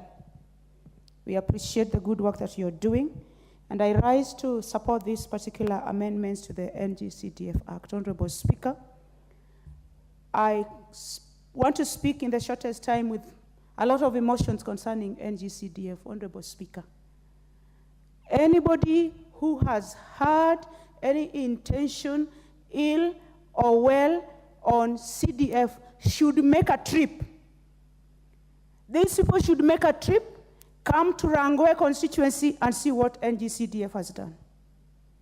They should make a trip and come to Rangwe constituency and see sons and daughters of ordinary Kenyans, peasant farmers, children whose parents are not able, learn in classrooms that look like classrooms that are found in group of schools, Honorable Speaker. Oh, mighty NGCDF. NGCDF, Honorable Speaker, has made it possible for the son and daughter of an ordinary Kenyan in Rangwe constituency and in other constituencies across the country, Honorable Speaker, to get bursaries that would mitigate on their financial needs as they go to school. We know very well that education is an equalizer. And even if it doesn't equalize, Honorable Speaker, education exposes you, opens up your mind, and makes you somebody. This is what I want to say, Honorable Speaker, that if there is anything, if we must align NGCDF to the Constitution, and better still, if we can make it to be part of the supreme law of this land, we should go out of our way as Kenyans to put this particular fund in our Constitution so that the naysayers, the evil-minded people who don't want the children of our people to succeed, should be ashamed, as we would find it there and they will never remove it forever. Honorable Speaker. Oh, mighty NGCDF, have they been to Rangwe, Honorable Speaker? They are going to find a sub-county headquarters, beautiful, with a nice structure, where my SUC, DCC, and the cohort of all government officials are going to be hosted. Beautiful structure because of NGCDF. Honorable Speaker, if it is not for NGCDF, Nyarut Primary School, in the middle of nowhere, but close to the lake, would not have classrooms that are tiled, where my girls are able to mop the floor, feel important, learn in a clean environment. Honorable Speaker, if it is not for NGCDF, Nyandiwa Primary School, Nyando Primary School would not be in the condition that they are in now, Honorable Speaker. If there are any amendments, I would support them without thinking. I would support them without even reading. There are a few things that I normally leave to Raila Amolo Odinga to decide for me. But for this particular one, I know we will do it together, Honorable Speaker. He will agree, I will also agree. I don't even need to read it. What I care is that NGCDF remains intact, and better still if we could even increase the amount. Honorable Speaker, each and every student or pupil in Rangwe sub-county, Rangwe's constituency for that matter, you just need to apply with Mirni Match. When you apply with Mirni Match, Honorable Speaker, and Mirni Match is French, which is also allowed to be spoken in this house. You apply, you are needy, you are given. Period. Simple. I urge my colleagues, as I end, please let us do our oversight role so that this fund is used well. It should be increased so that more and more children of vulnerable families can go to school and also become responsible Kenyans. Any student who is doing their exams in Rangwe constituency in the upcoming exams, and all other Kenyan students, I wish you well. Success is your portion, and God is on your side. I appreciate you and I celebrate you, Honorable Speaker. Thank you, sir.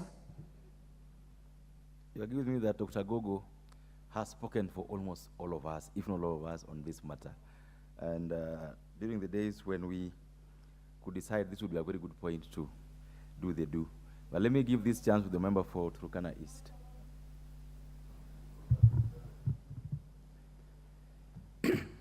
Thank you, Speaker, for giving me this chance to... There is a point of order from the Deputy Majority Whip. Thank you, Mr. Speaker. I stand under Standing Order 95.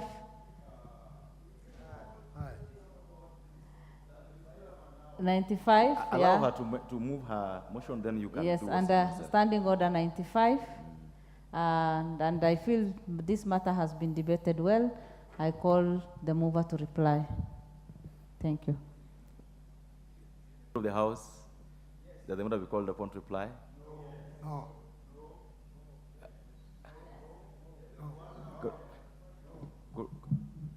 Could I put this to question?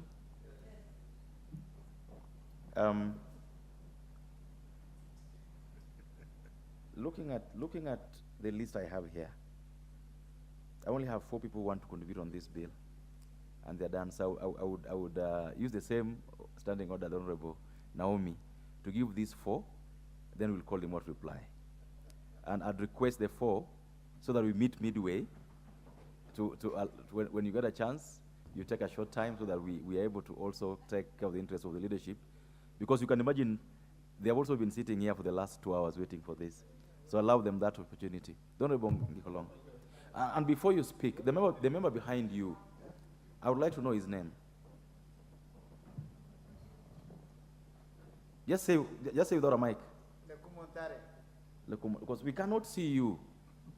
You'd have actually come ahead of the Ngomongolong, but we cannot see you on the map or on the board. If you could put your card again. Go ahead, Ngomongolong.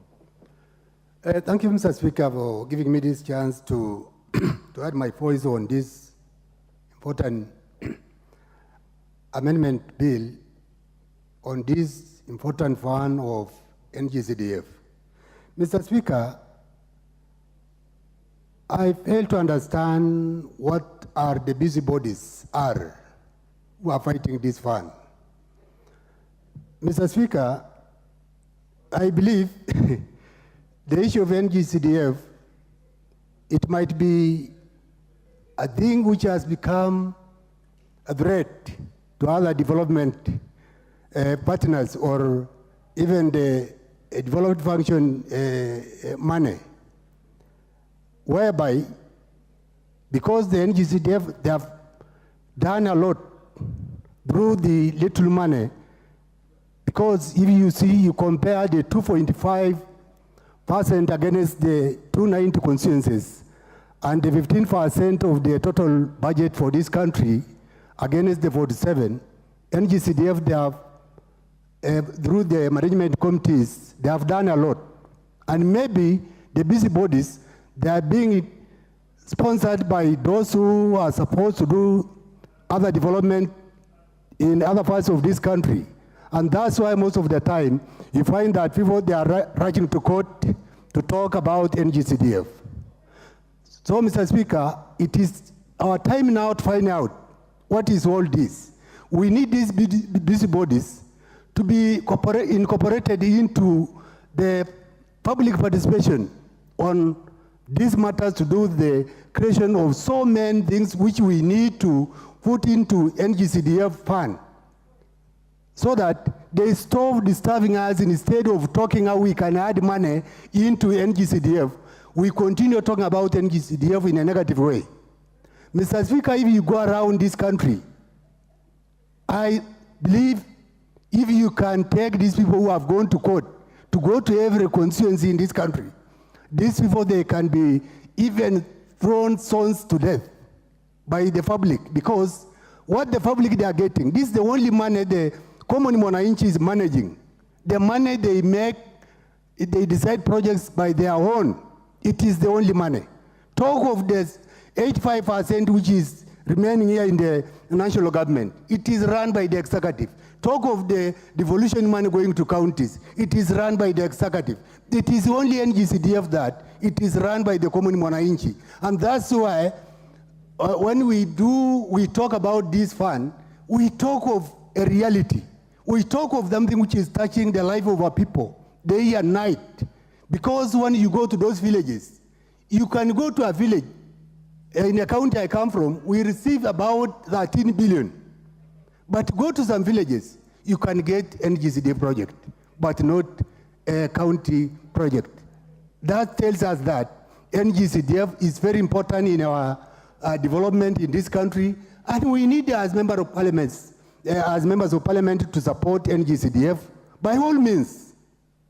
Even if it's the way the honorable member Voronge has said, it is our time now to make this thing to go into law, so that we forget about it and continue talking about development issues than talking about this issue, which is very important to our people.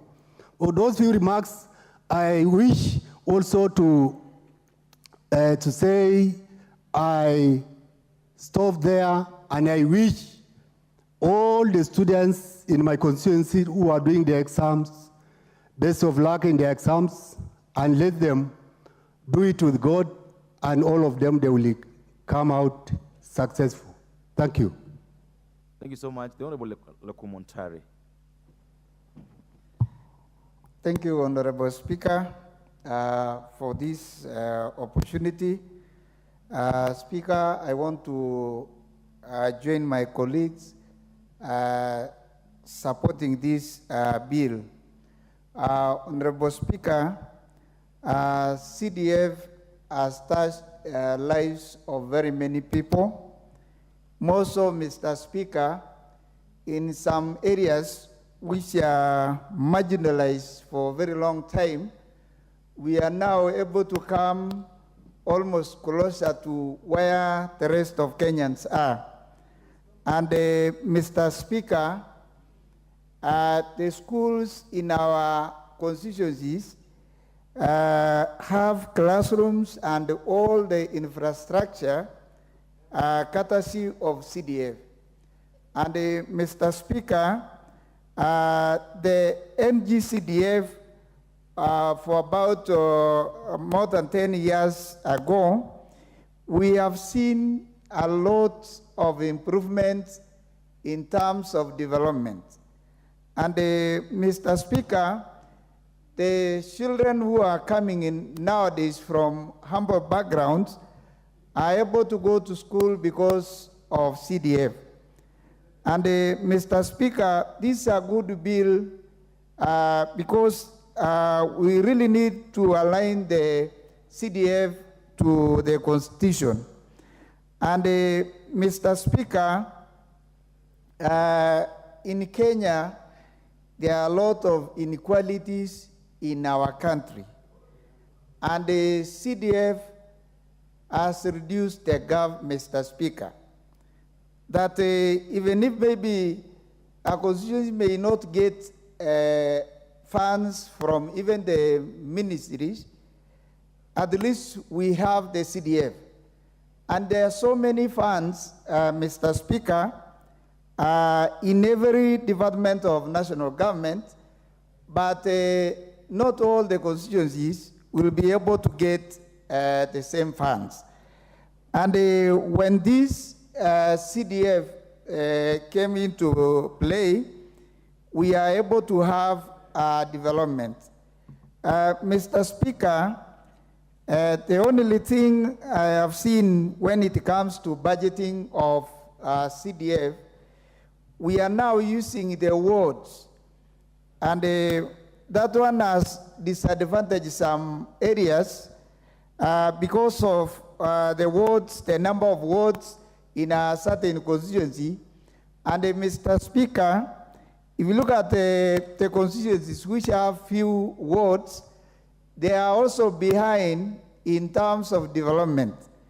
And therefore, Mr. Speaker, if maybe we can look at it later so that the CDF will be used by the constituency instead of wards, then it will help us, Mr. Speaker, to improve in terms of development and infrastructure in our schools. Thank you, Mr. Speaker. I support this. And Mr. Speaker, it is a very good idea which has come at the right time, and it will help in terms of development in Kenya. Thank you, Mr. Speaker. Thank you. Member from Better South. If we could avoid repetition, would really move very well. Thank you, Mr. Speaker, for giving me this chance to put my voice on this bill. Mr. Speaker, I want to thank the majority and minority leader for coming up with this bill, which is a very, very important bill to the citizens of this country. I want to thank the committee on NCDF for even taking public participation regarding this bill, Mr. Speaker. Mr. Speaker, I rise to support the bill because NCDF, Mr. Speaker, is the only fund which is felt on the ground. Mr. Speaker, those who are opposed to this fund, I would say they are also witnesses that it is actually performing what it is supposed to do on the ground. It is a fund which is being felt, and they are opposing it not because it is not helping the citizens of this country, but because of other reasons, which I may say are more political than any socio or economic. Mr. Speaker, this fund is so important that the citizens of this country, they actually don't know the boundaries of this fund. They will come to the NCDF for support of anything, medical-related issues, even in burial, anything, Mr. Speaker, any problem facing the community, they come to NCDF and they seek for support.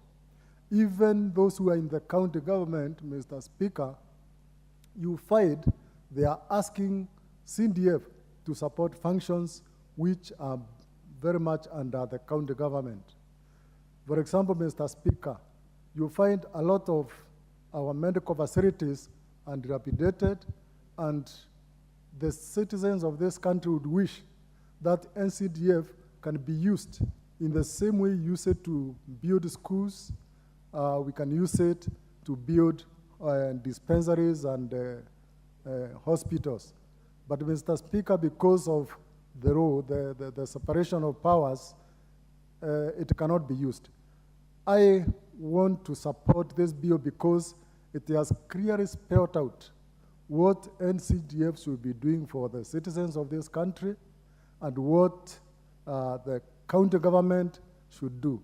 It will help us as legislators, as MPs, to address the issues which concern us and also refer others which concern the county government. Mr. Speaker, I want to thank the committee of NCDF because there are certain things which we have not been able to do with this fund, like buying machinery and equipment which are very necessary to support education sector. For example, in areas, the semi-arid areas, Mr. Speaker, you find that during the dry seasons, the schools don't have water.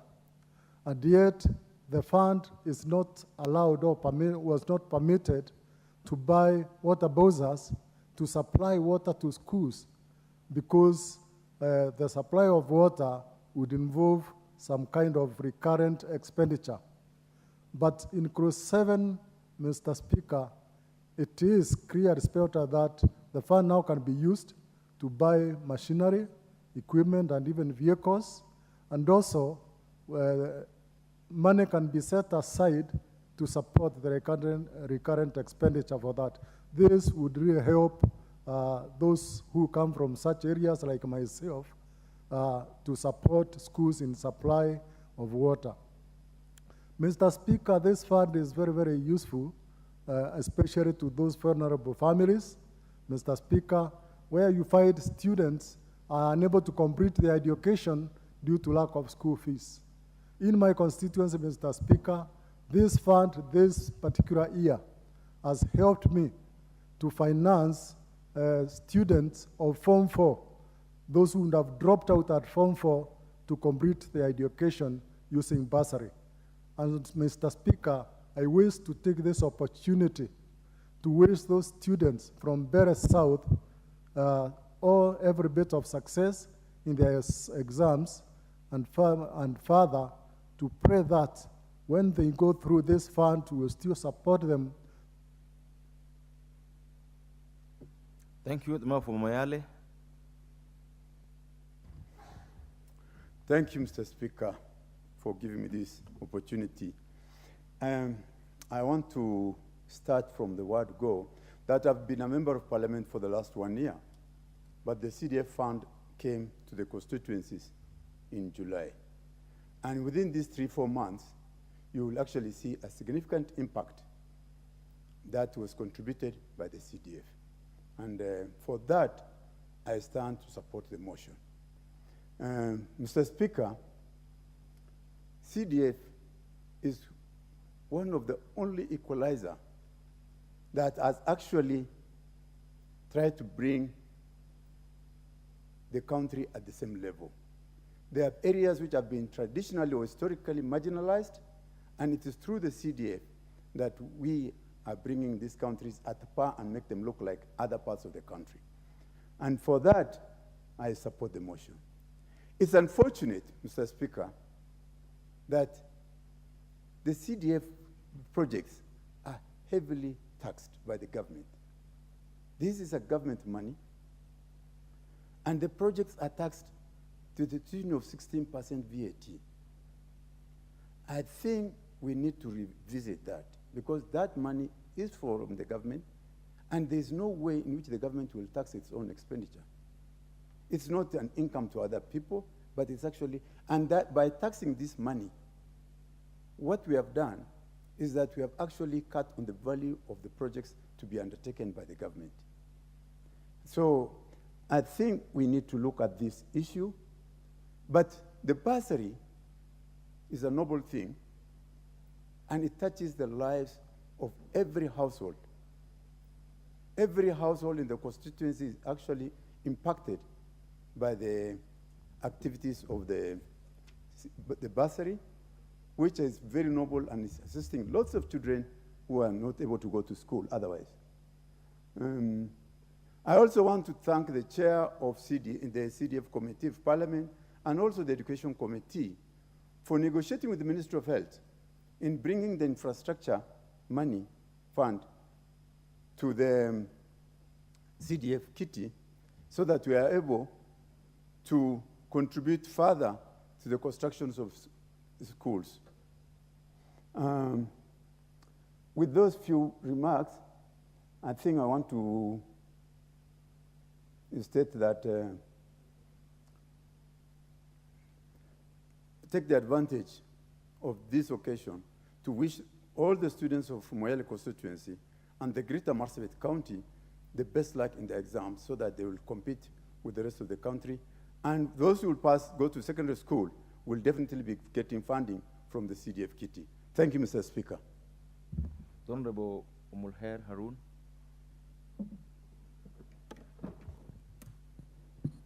Thank you, Mr. Speaker, for according me this chance to also contribute on the matter before the floor. And I also stand to support the bill. Myself, being a first-time member of Parliament and a nominated member for that matter, I do not have any access to manage this particular fund, but I see the impact that it's having on the ground.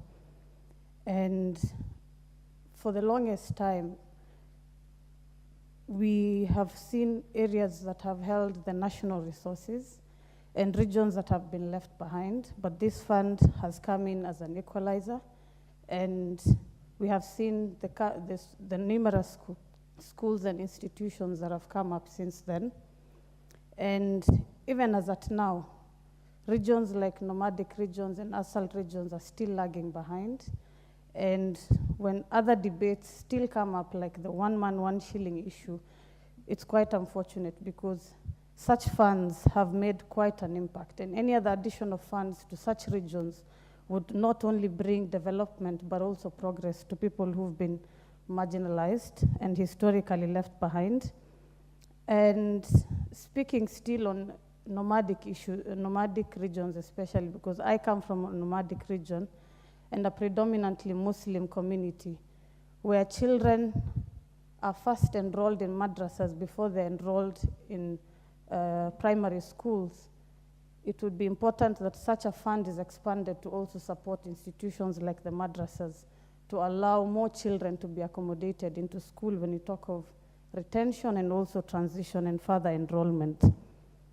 And I'd also want to send one particular message to us as leaders who manage these funds, because we are human beings at the end of the day.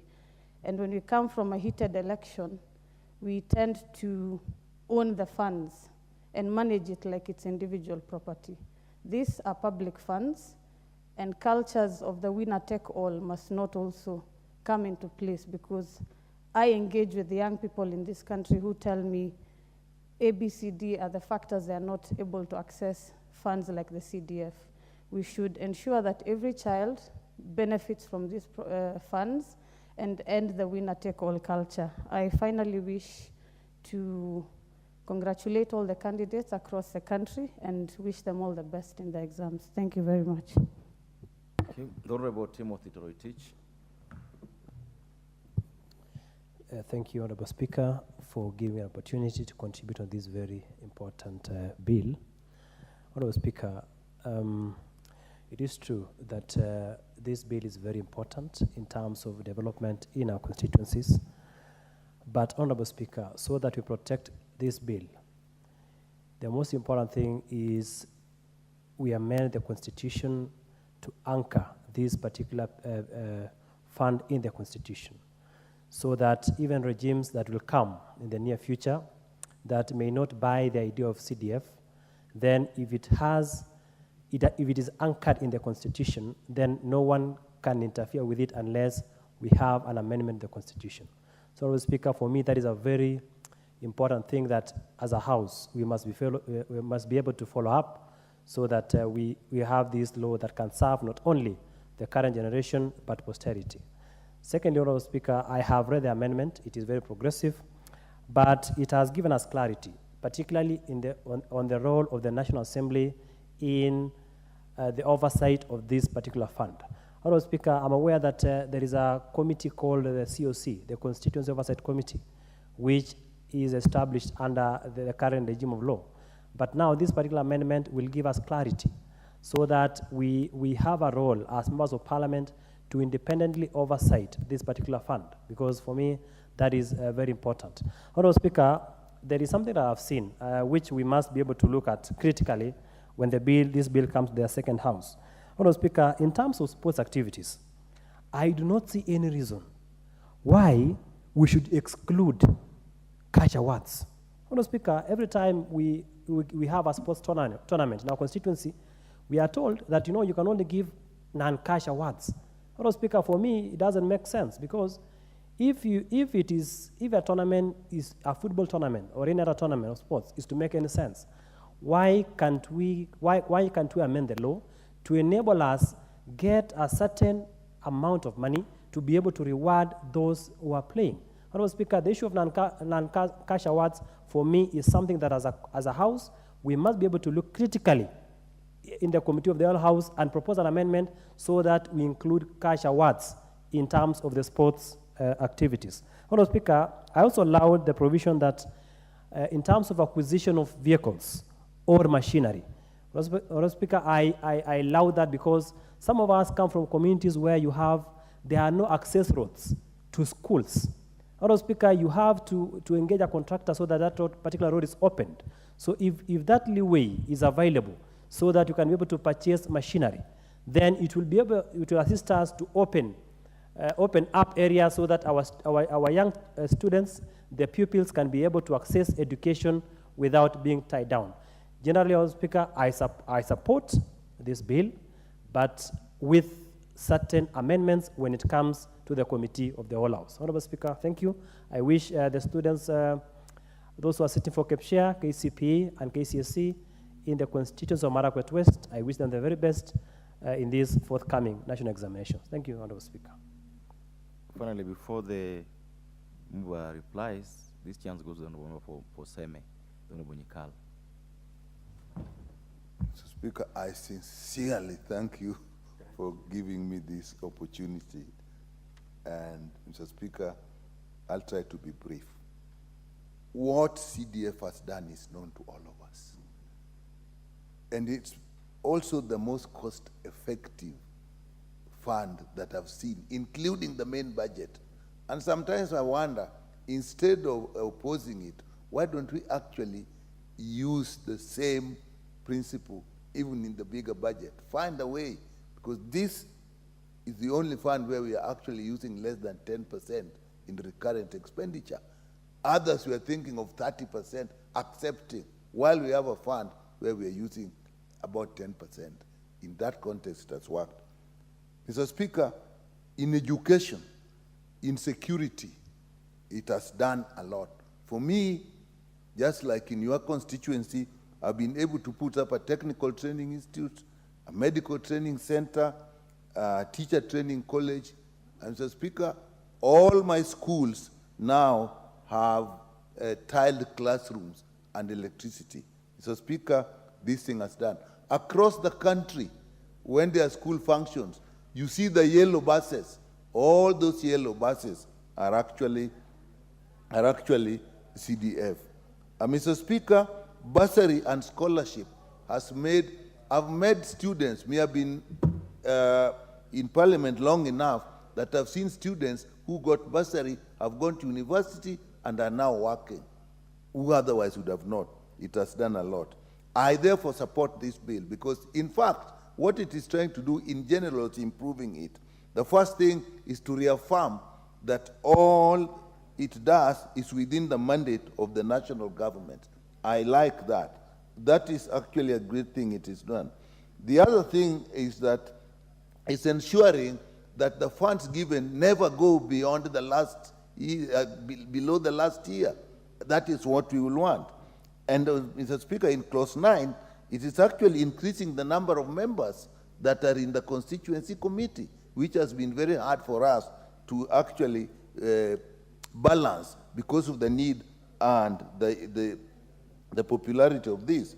Mr. Speaker, it's also increasing the term of the constituency. So I think in general, it has done well. It has tied neatly the first meeting with the election. So again, that is what.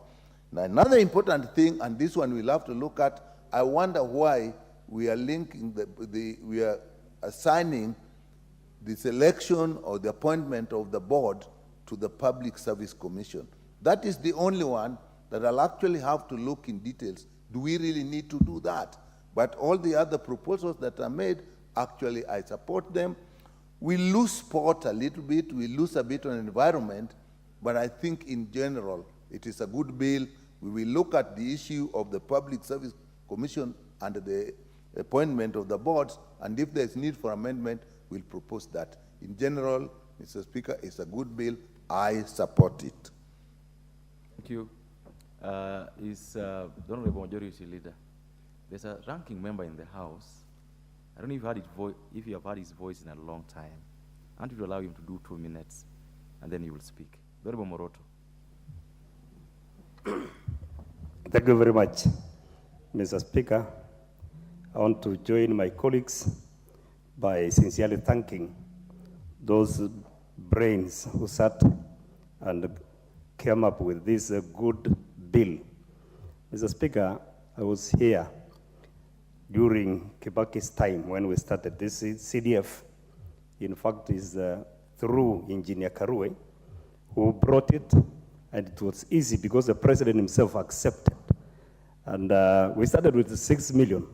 But you see, the little we had did a lot of groundwork by building schools, and by then it was even building even health centers. Mr. Speaker, it did well. And I want also to sincerely thank the current president because he came in and defended when some busy bodies wanted to destroy it completely. But now we are really enjoying and we are seeing some fruits or the work is coming up, especially now that the economy is so hard and parents cannot be able even to raise some fees, especially some areas where some of us come from, that is also areas with the hunger, and this kitty has really supported children. And in fact, I want to say, if we go by this and we improve it the way it is now, I know during the sitting the whole hours, I know there will be some kind of amendments to improve it more. But otherwise, I really thank and support it totally. Thank you, Mr. Speaker. Thank you. Honorable Majority Leader, this is now your chance to reply. Thank you, Honorable Speaker. And let me begin by thanking all the members who have contributed. In fact, Honorable Speaker, as I sat in the office listening through to the contributions, you can tell many of the members are indeed eager to have this bill enacted and become an act of parliament to safeguard the existence of NGCDF, not for the benefit of members of parliament, but for the benefit of millions of our constituents who depend on NGCDF for the rollout of development projects, ranging from security in areas where there is insecurity to schools, the building of classrooms, increasing the transition of students from primary to secondary schools by ensuring that we have enough and adequate classrooms in our secondary schools, besides also ensuring that even the rollout of the junior secondary school education system under CBC has been properly rolled out, and this would not have been possible, Honorable Speaker, without the participation of NGCDF. Honorable Speaker, I've had concerns on the quantum of NGCDF. Many members appealing for increased allocations. Honorable Speaker, I know there are many who would have wanted this bill to have a prescribed percentage, and there are many representations to have an increased, an increment from 2.5, a minimum of 2.5 to 5%. And you know, Honorable Speaker, in the last parliament, I think it's the Honorable Makali Mulu, who had a legislative proposal in the form of a bill to increase that allocation from a minimum of 2.5 to 5%.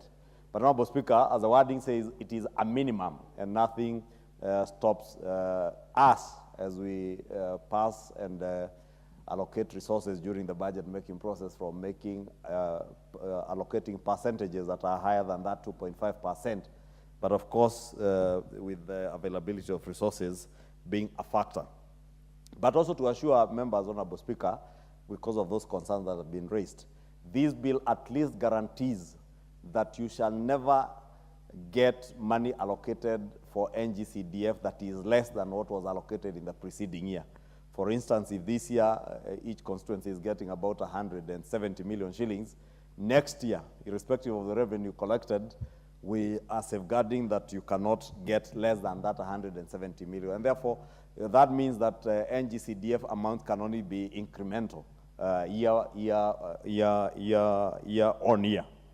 And therefore, Honorable Speaker, let me beg to reply and thank the members.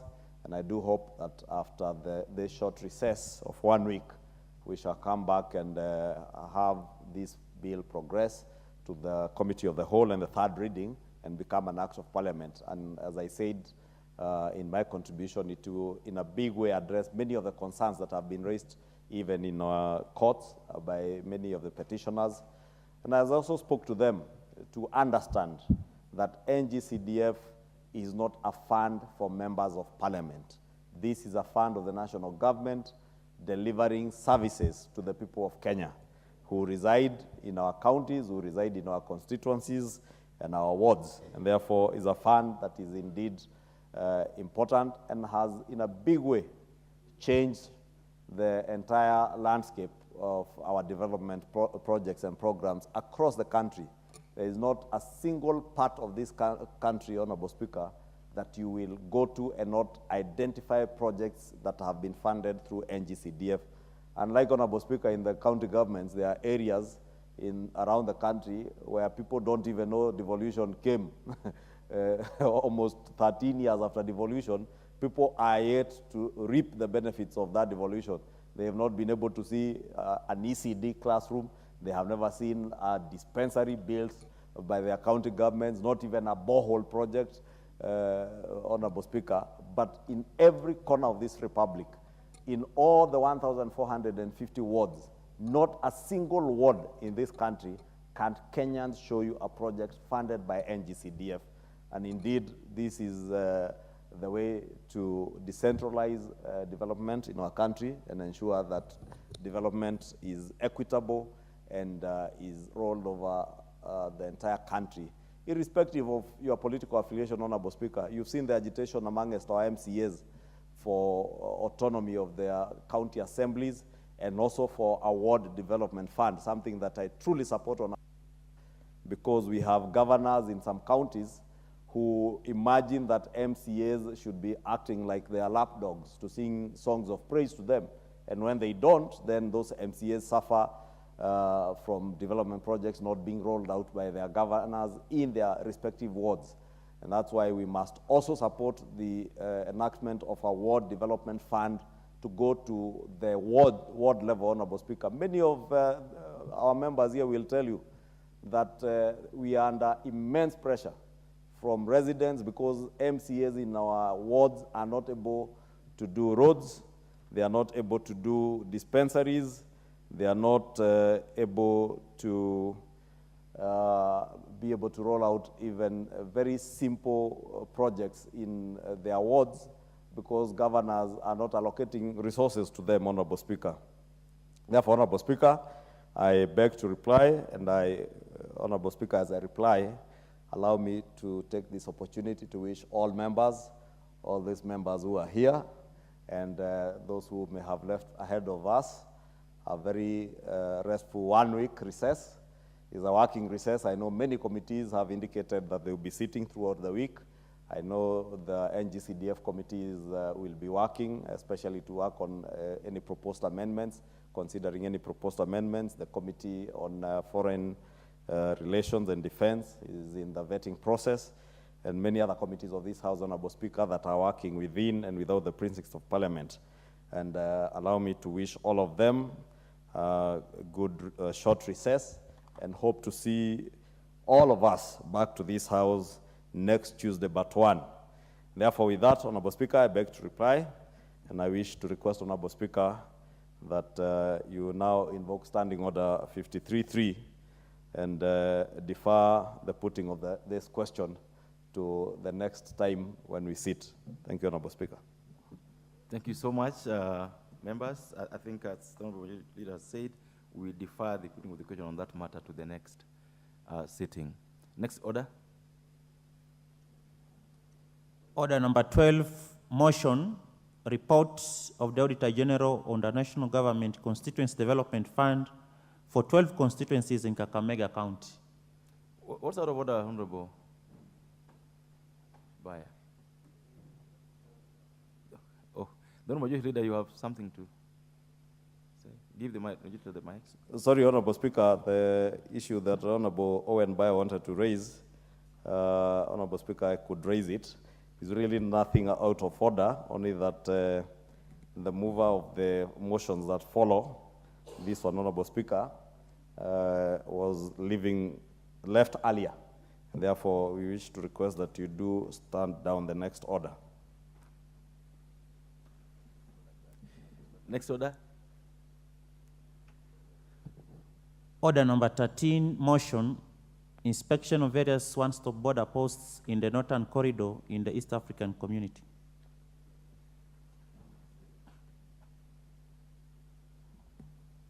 Honorable Speaker, in view of the time being 5 minutes to 7 when the House rises, I beg, Honorable Speaker, that we stand down also the order listed as order number 13, order number 14, order number 15, 16, order number 17, 18, order number 19, and order number 20. We stand down to the next sitting. Very well, members. If that be the case, you know the rule is that there are being no other business to transact, members. Allow me to also take this opportunity to wish our candidates sitting exams next week the very best, and hope that they have had time to revise well. Including my daughter. And we wish them the best, including the Honorable Leader's daughter and my son too. Wish them the best in the exams. Members, time now being 6:56 p.m. This House stands adjourned until the Tuesday, 7th November 2023 at 2:30 p.m.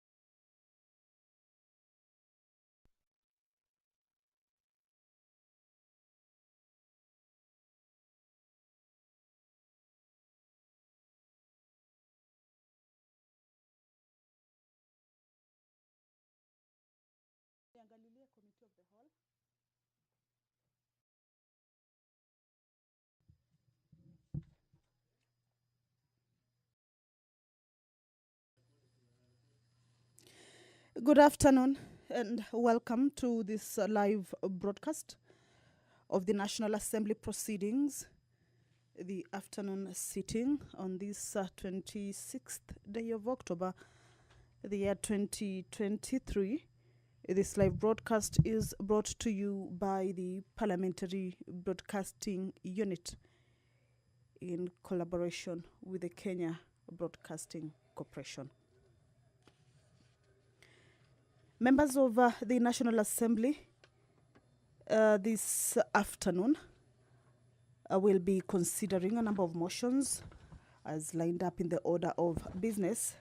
The bill by the Honorable Member for Imenti North, Honorable Abdul Dawood, that proceeded to a committee of the whole House. This bill is on the Public Service Values and Principles Amendment Bill number 46 of 2022. This bill proceeded at the Committee of the Whole House on Wednesday, the 25th of October.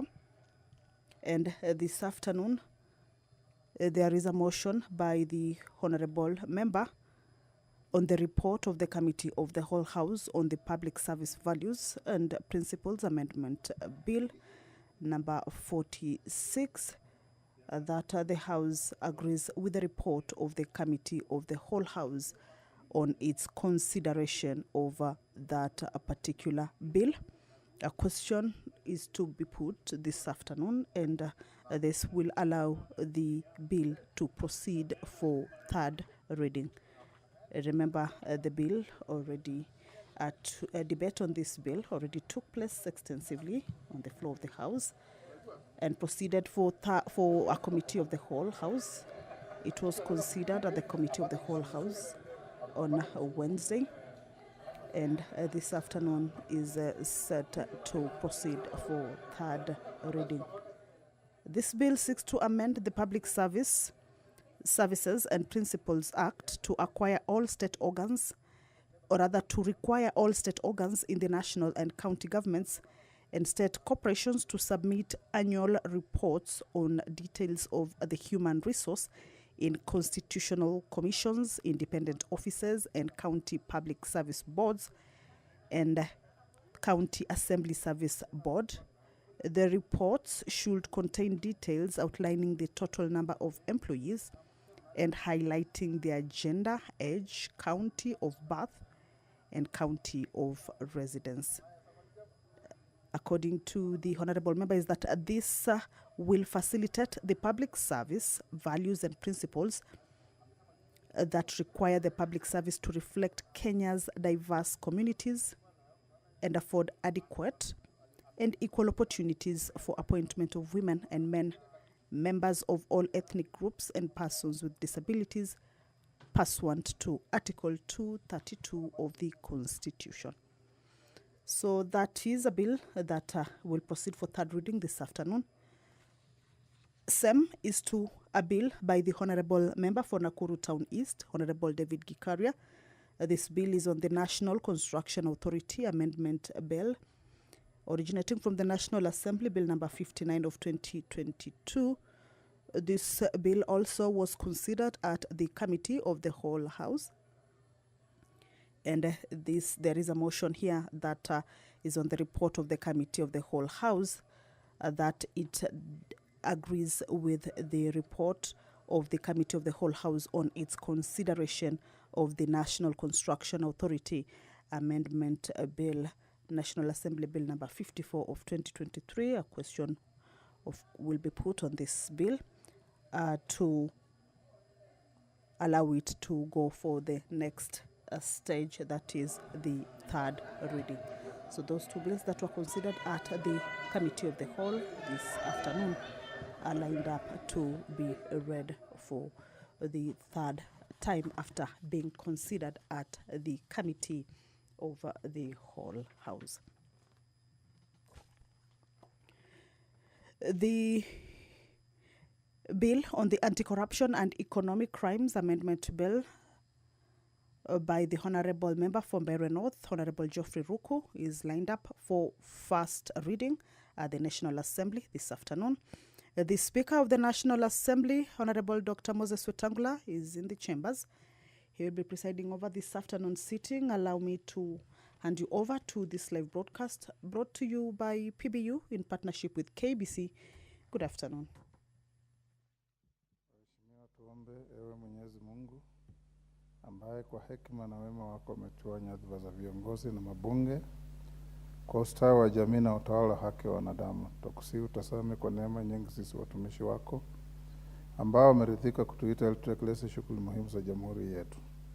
Tukuomba uteremshie baraka zako sisi tuliokutanika hapa na utujalie tuyatende na kufikiria mambo yote tutakayofikishwa mbele yetu kwa njia ya haki na uaminifu, ili utukufu na sifa zako siendelezwe na ili kustawisha amani, ufanisi na heri ya nchi yetu na wale ambao haja zao umezikabidhi mikononi mwetu. Amen.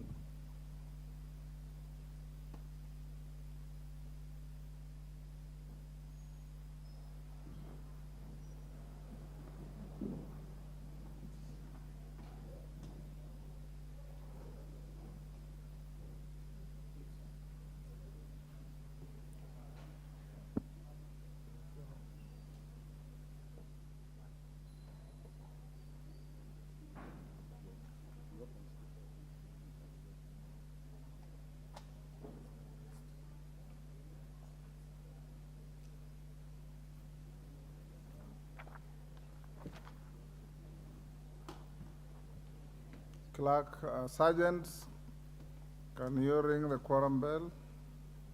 Okay.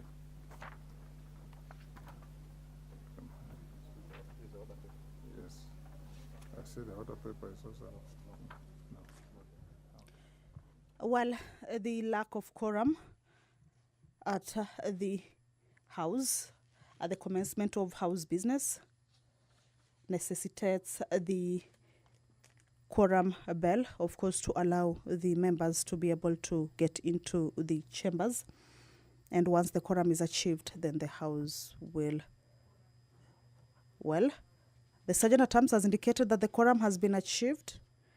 Kindly allow me to hand you over to this live broadcast.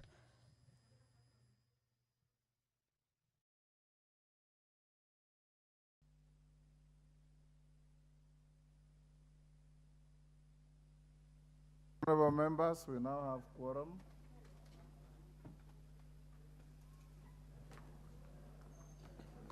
Clerk. Order number 1, administration of oath. Order number 2, communication from the chair. Order number 3, messages.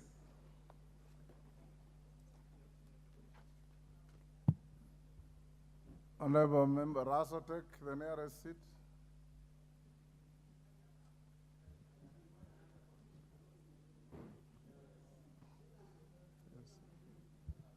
Honorable members, I've got 2 messages. The first message is on the 2023 State of the Nation Address to Parliament by His Excellency the President of the Republic of Kenya. Honorable members, Standing Order 42.1 relating to messages from the President provides that the Speaker shall read to the House any message from the President delivered to the Speaker for communication to the House. In this regard, I wish to inform the House that I have received a message from His Excellency the President dated 26 September 2023 conveying that he intends to deliver the 2023 State of the Nation Address to Parliament pursuant to Article 132.1 of the Constitution on Thursday, 9th November 2023.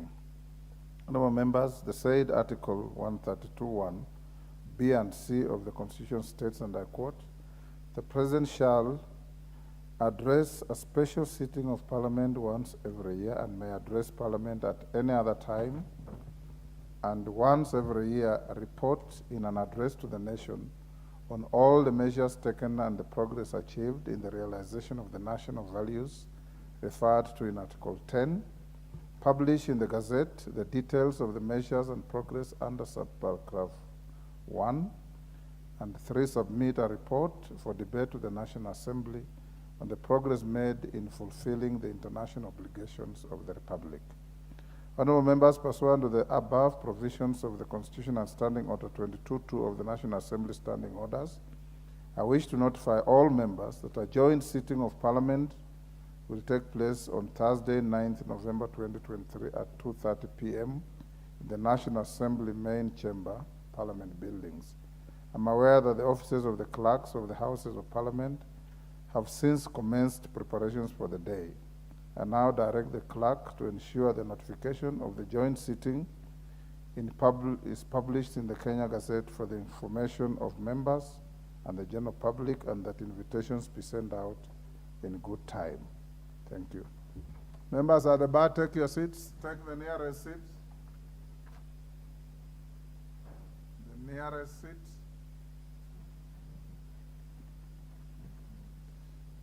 Honorable members, the second message is a message from the Senate on the passage of 2 Senate bills and 1 National Assembly